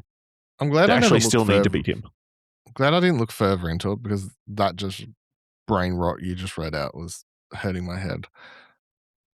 Also, I like that. I just love that everyone was so disappointed in the finale that all the super fans were seeking, just like talking themselves into the idea that there must be another episode, rather than just being like, hey, we were disappointed in the show. I don't think it's possible to make a next secret extra episode in Hollywood with all the contracts and union stuff. It's just not possible. Only Dropout and being a tiny company could pull something off like that. So, yeah, I thought that was a very amusing story to follow. But yeah, what is your number one, Dylan? What do you think it is? Because you reckon you're hedging your bets. The Academy Award nominations. Incorrect. Okay, I'll say that's my number one. Obviously, the Academy Award nominations dropped while we were away. I think for the most part, people are happy. Obviously, the nominees this year for Best Picture: Begonia, F1, Frankenstein, Hamnet, Marty Supreme, One Battle After Another, The Secret Agent, Sentimental Value, Sinners, and Train Dreams. Yeah, I think Best Directors: Chloe Zhao for Hamnet, Josh Safdie, Marty Supreme, Paul Thomas Anderson, One Battle After Another, Joachim Trier for Sentimental Value, and Ryan Coogler for Sinners. Sinners obviously getting the most nominations ever. I believe, how many was it again? 16, and then One Battle After Another was the next best with 13. Dylan, were there any big surprises or big snubs that you would want to mention? I can't remember off the top of my head. There was something, but I just can't think of it. There's definitely some category or something that I felt like someone got snubbed. But were you upset that Chase Infinity did not get nominated in Best Actress? I wasn't too shocked, although, like, obviously, I'm very surprised Kate Hudson got in. Just because that movie does not seem like a Academy Award. I would swap them for sure. Yeah. Yeah. But no, that wasn't it. I can't remember. It can't be that important. Clear. Yeah. Yeah, I think. Yeah, I think for the most part, people were reasonably happy. I think obviously the joke's going around that F1 is very lucky to get into Best Picture. But you know, it's those type of movies that they were looking for when they stretched out the category to be up to 10 nominees. They wanted big blockbuster stuff to be able to be included, like, and that kind of thing. So I think the other interesting argument that I saw was that the score to Marty Supreme was not nominated. And I saw it was interesting because someone pointed out it's like this is like the second year in a row that a very electric sounding score was not included or was snubbed, because obviously last year the best score of the year of Challenges was not nominated, and that was a very electric score, you know, not classic massive orchestra sound. So, you know, that was interesting. I thought that was an interesting point. But yeah, obviously we were excited to talk about them. Have you seen most of the Best Picture nominees? Read them out again. Begonia. F1. Yes. Frankenstein. Yes. Hamnet. Yes. Marty Supreme. Yes. One Battle After Another. Yes. Secret Agent. No. Sentimental Value. No. Sinners. Yes. And Train Dreams. Train Dreams. Train Dreams I've got to watch as well. So three. I've got 3 to watch. If you can. Train Dreams will be easy because it's on Netflix. Train Dreams is on Netflix. Sentimental Value, I believe, should be on streaming soon, I would imagine. It's coming to stream very soon, but also I think my indie theater has a couple of showings this week. I just got to see if I can make it to one. I was looking at it before, so maybe watch that in the cinema, hopefully. It was often Secret Agent. Yep. The fuck is Secret Agent? That's the Wagner Moore movie. Oh, the one he won for the... Yeah, I don't know where the fuck that is. No, yeah. Oh, yeah. Again, Brazil are obsessed with their movies. And if you go on social media, they're like crazy for Brazilian movies. They're very passionate. Yeah, good for All right. I can still guess what your number one is, but do you want to say? Well, number one is that Fast Forever was announced. You were never guessing it. No, okay. Yeah, you got me. I did see that story just before. Yes, it is called, the next Fast and Furious movie is called Fast Forever. And they officially greenlit it finally. It's coming 2028. Do we know who's directing it? Fucked if I know. All I know is that there was a period there where it was sounding like we were never going to get it, and the Universal wasn't going to go ahead because the last one didn't make enough money and stuff. So thank God, everything's right at the world fine. Wow. Yeah, that was not I think that's the most important thing that's happened in the last month. okay. Like it's years away.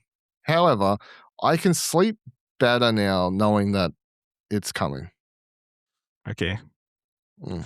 I know this is top 3, but I guess I'll add the other story that I thought you were going to mention, and that's that Kathleen Kennedy has stepped down as the head of Lucasfilm, and the studio is now has new leadership in the form of Dave Filoni and Lin-Wen Brennan, both serving as co-presidents. Yeah, obviously, the haters will finally won. She stepped down.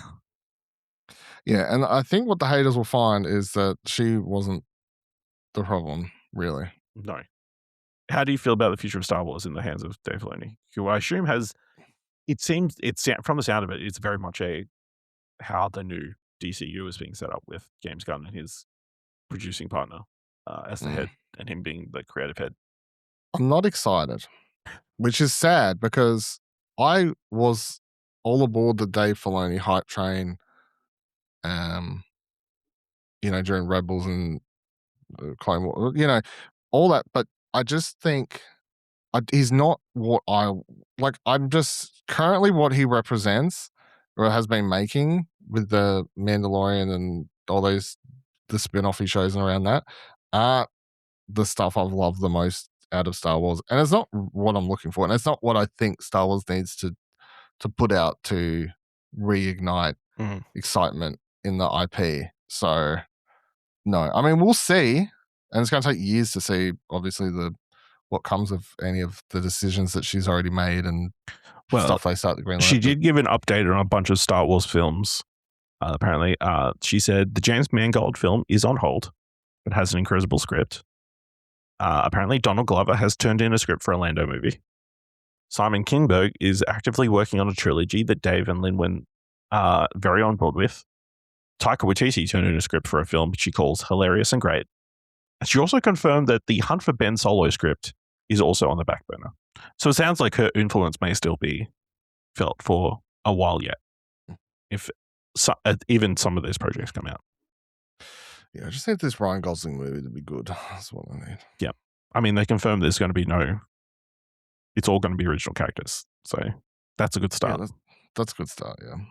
All right. And Tom Cruise gets a cinematography credit. Good for him. Yeah, apparently. Finally, the guy getting some work. Yeah. Big break. All right. Let's move into giving thumbs for trailers. Of course, all the trailers we're about to talk about in the show notes below. These are some trailers that I put, some of the most interesting trailers I've pulled from the last couple of weeks. Kicking things off, we've got The Death of Robin Hood, directed by Michael Samolsky, starring Hugh Jackman, Jodie Comer, Bill Skarsgård, Murray Bartlett, and Noah Jupe. Grappling with his violent past, Robin Hood finds himself gravely injured after a battle that he thought could be his last. He soon gets a chance at salvation when he meets a mysterious woman and a young girl. So, what do you think of the trailer for The Death of Robin Hood? It's great. I think it has this, reminds me a bit of, what's the Skarsgård? The Northman? Fucking The Northman, yeah, thank you. It was reminding me a bit of The Northman, I guess, tonally a bit, even though it's obviously a different location and lore and whatever else. But yeah, I think when they said Hugh Jackman, I just was like, I don't know if he could.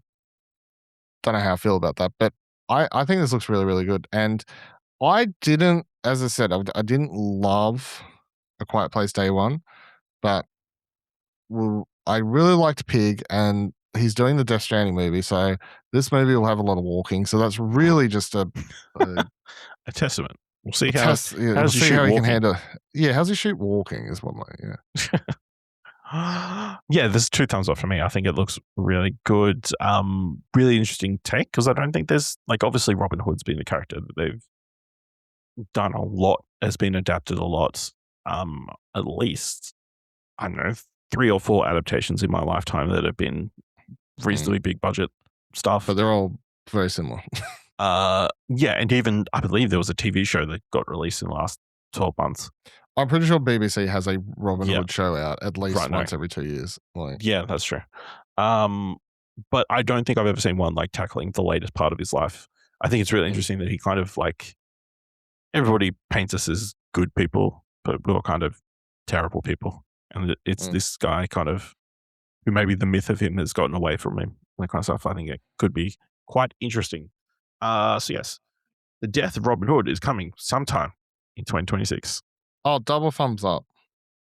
I noted the double thumbs up from your voice and tone.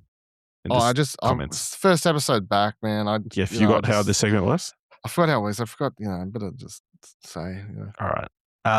Next trailer is DTF St. Louis. Created by Stephen Conrad, starring David Arbor, Jason Bateman, Linda Cardellini, Joy Sunday, and Richard Jenkins.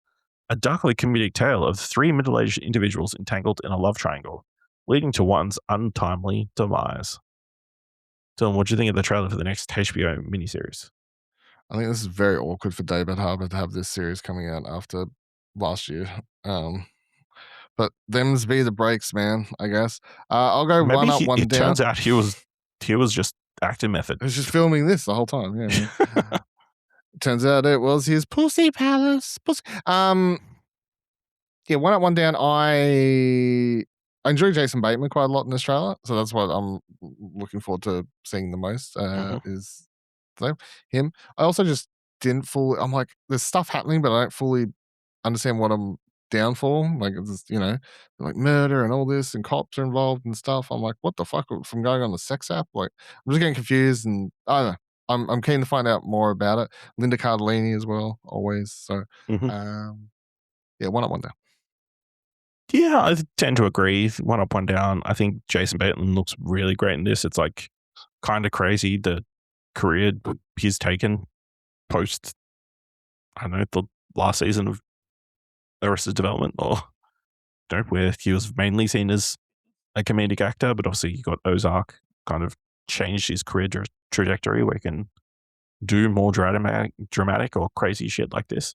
Yeah, it's a wild trailer that where they're required to say some wild stuff. But yeah, it's, again, not sure how structurally I wonder how it's going to play out over a season. This sounds like something that could have been a movie just based on this trailer. How much content is it going to be in this is the question for me. Yeah, so DTF St. Louis is coming to HBO Max on the 1st of March. Next trailer is for They Will Kill You, directed by Kirill Sokolov, starring Zazie Beetz, Mayala, Patterson Joseph, Tom Felton, Heather Graham, and Patricia Arquette. A woman takes a housekeeping job in a mysterious New York City high-rise. As she unravels the building's dark history of disappearances, she uncovers a link to a possible satanic cult. Dylan, what do you think of the trailer for They Will Kill You? Double thumbs up. Can't wait. The fact that this comes out the same week as Ready or Not 2 is sort of sad for both films, who I wish had a little bit of their own space because they seem to be carrying similar energy. But yeah, Zazie Beetz is going off in this. She's just they're doing the hallway scene, they're doing the fucking samurai scene, they're doing some, I don't know, there's all sorts of shit going on. I'm keen. Yeah, 2 thumbs up from me as well. Yeah, just definitely interesting, even though we've seen like we hired somebody to be our human sacrifice, and then they turned against us kind of thing. Before, I feel like this kind of feels imaginative and creative, and like obviously it feels different because she feels like a character who isn't playing the victim. She is going on the offensive, and isn't afraid to kill anybody and everybody, including a child, if they get no way. So very intrigued about this movie. So they had it coming. They did. They Will Kill You comes to Australian cinemas on the 26th of March. Next trailer is for Star Wars Maul Shadow Lord, created by Dave Filoni, starring Sam Witwer, Gideon Aldon, Wagner Moura, and Richard Ayoade. After the Clone Wars, Maul plots to rebuild his criminal syndicate on a planet untouched by the Empire. Dylan, what do you think of the trailer for the upcoming Star Wars animated series? Yeah, double thumbs up. Maul's one of the most interesting characters that came out of the Clone Wars series. And then Free to Rebels and everything. And, we keep getting these teasers of more of him and different things, and we just haven't got there. So back to the well of animated Maul we go, and that's fine with me. So I'm keen. Yeah, 2 thumbs up for me as well. I think it's the best looking animation that they've done so far. Like, it just looks cleaner and crisper. I know. Go back and watch the fight between Ahsoka and Maul in the last season they did of Clone Wars. That was some good shit.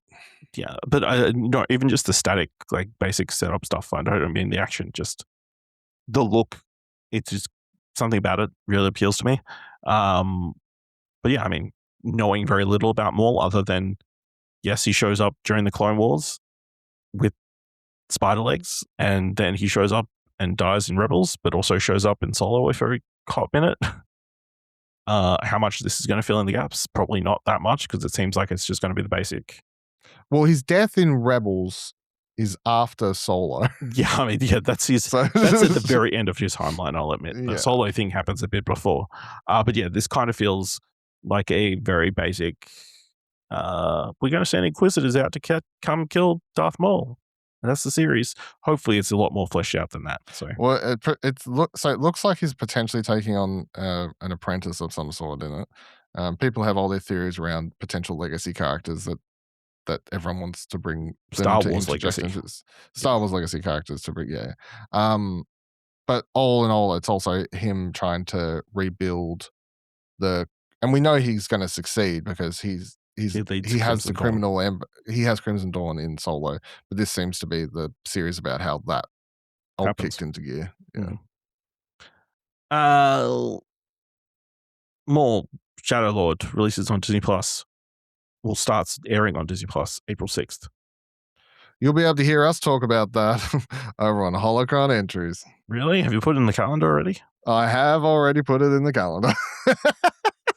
All right, last trailer for this week. Masters of the Universe. Directed by Travis Knight, starring Nicholas Galitzine, Jared Leto, Camila Mendes, Alison Brie, James Purefoy, Morena Baccarin, Jonas Hacker, Johannesson, Charlotte Riley, Kristen Wiig, and Idris Elba. Fleeing a devastating Civil War, 10-year-old Crown Prince Adam Glenn is spirited away to his mother's home planet Earth, separating him from his ancestors' power sword. 20 years later, now adult Adam must return to the planet of Eternia and rediscover his lost birthright, becoming the mighty superhero He-Man and leading the few remaining warriors of Eternia against the evil forces of supervillain Skeletor, Adam's half-uncle. Dylan, what did you think of the trailer for the live-action Masters of the Universe? I'm going to go one up, one down. When I watched it, when did this drop? Like a week ago, I think. I woke up in the morning and I watched it on my phone, and then I rewatched it again later in the day, and I think I hated it the first time, and then when I rewatched it later, I was like, I don't know, maybe some of this looks fun, but then it's also like I hate that I'm going to say this because it's not usually the road I go, and it's going to sound very body shaming, but I just hate when he transforms that he's not like ridiculously like over the top. And I don't know how you would do that in live action, I guess. No, I don't think it's possible unless you literally get an actual person that body shape, which would. But the thing is, like, no one looks that big in real life. Like, there's not even like if you picture like the biggest. Not even then, like He-Man's just so over the top. Yeah, maybe I don't know, but I think that annoyed me. I definitely. And again, I do hate saying it because it sounds like I'm body shaming, but it's just like the character is just, he doesn't look big enough. I think that, like, I'm just gonna say it. But when he transforms, I wasn't sold. Okay. I'll give it 2 thumbs up. I was very surprised about how much I enjoyed this. Like, it's a teaser. I mean, there's very little there. We only get small glances of all the people who are going to be involved and that kind of thing.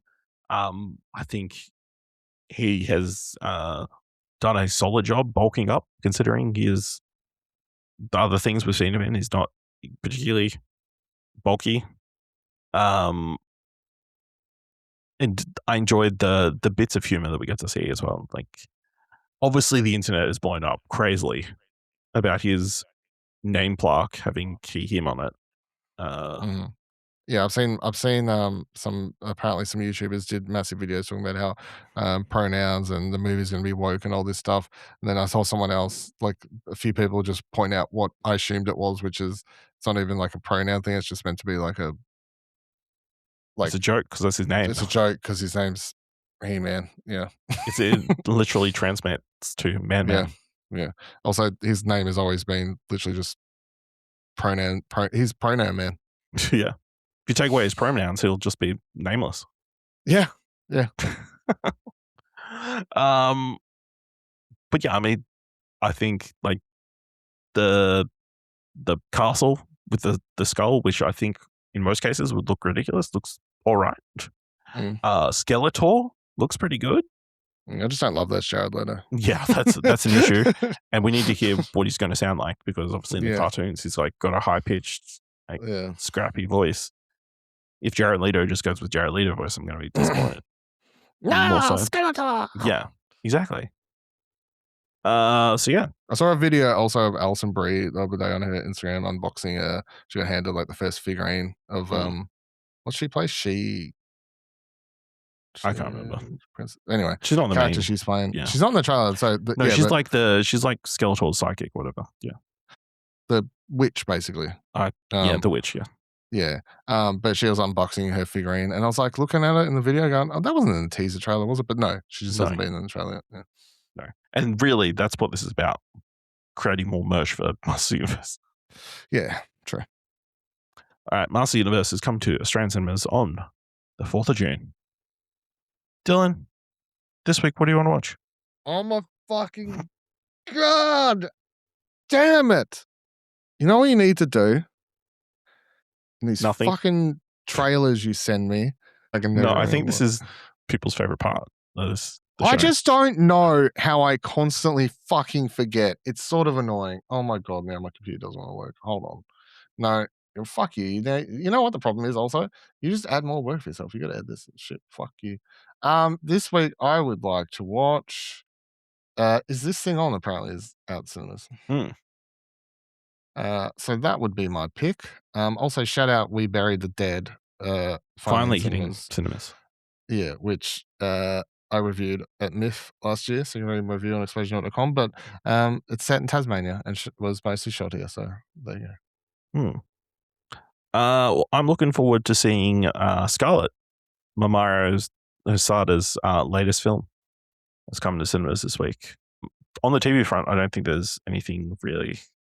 I did not see anything coming out this week. But I will say, interesting that we didn't bring it up earlier. Apparently, Strangers Chapter 3 is coming out this week. I only just saw that. Shelter, the third of the Jason Statham retired assassin movies is coming out. Yes, which out of everything coming out this week, as much as I would like to watch Is This Thing On, I believe that is not showing for me, so I'll be watching Shelter. All right. Let us know what you want to watch this week by letting us know on social media by going to explosionnetwork.com/follow. If you want to help us out here at What Do You Want to Watch, leave us a review on Apple Podcasts, on Podchaser. Leave us 5 stars and equally 5 stars or just tell people about the show. And if you want to find out other ways you can help us over at Explosion Network with all our other podcasts and all our written content, including all of our best of 2025 stuff, head over to explosionnetwork.com/support. Thank you very much for listening. Until next time, keep watching stuff, I guess.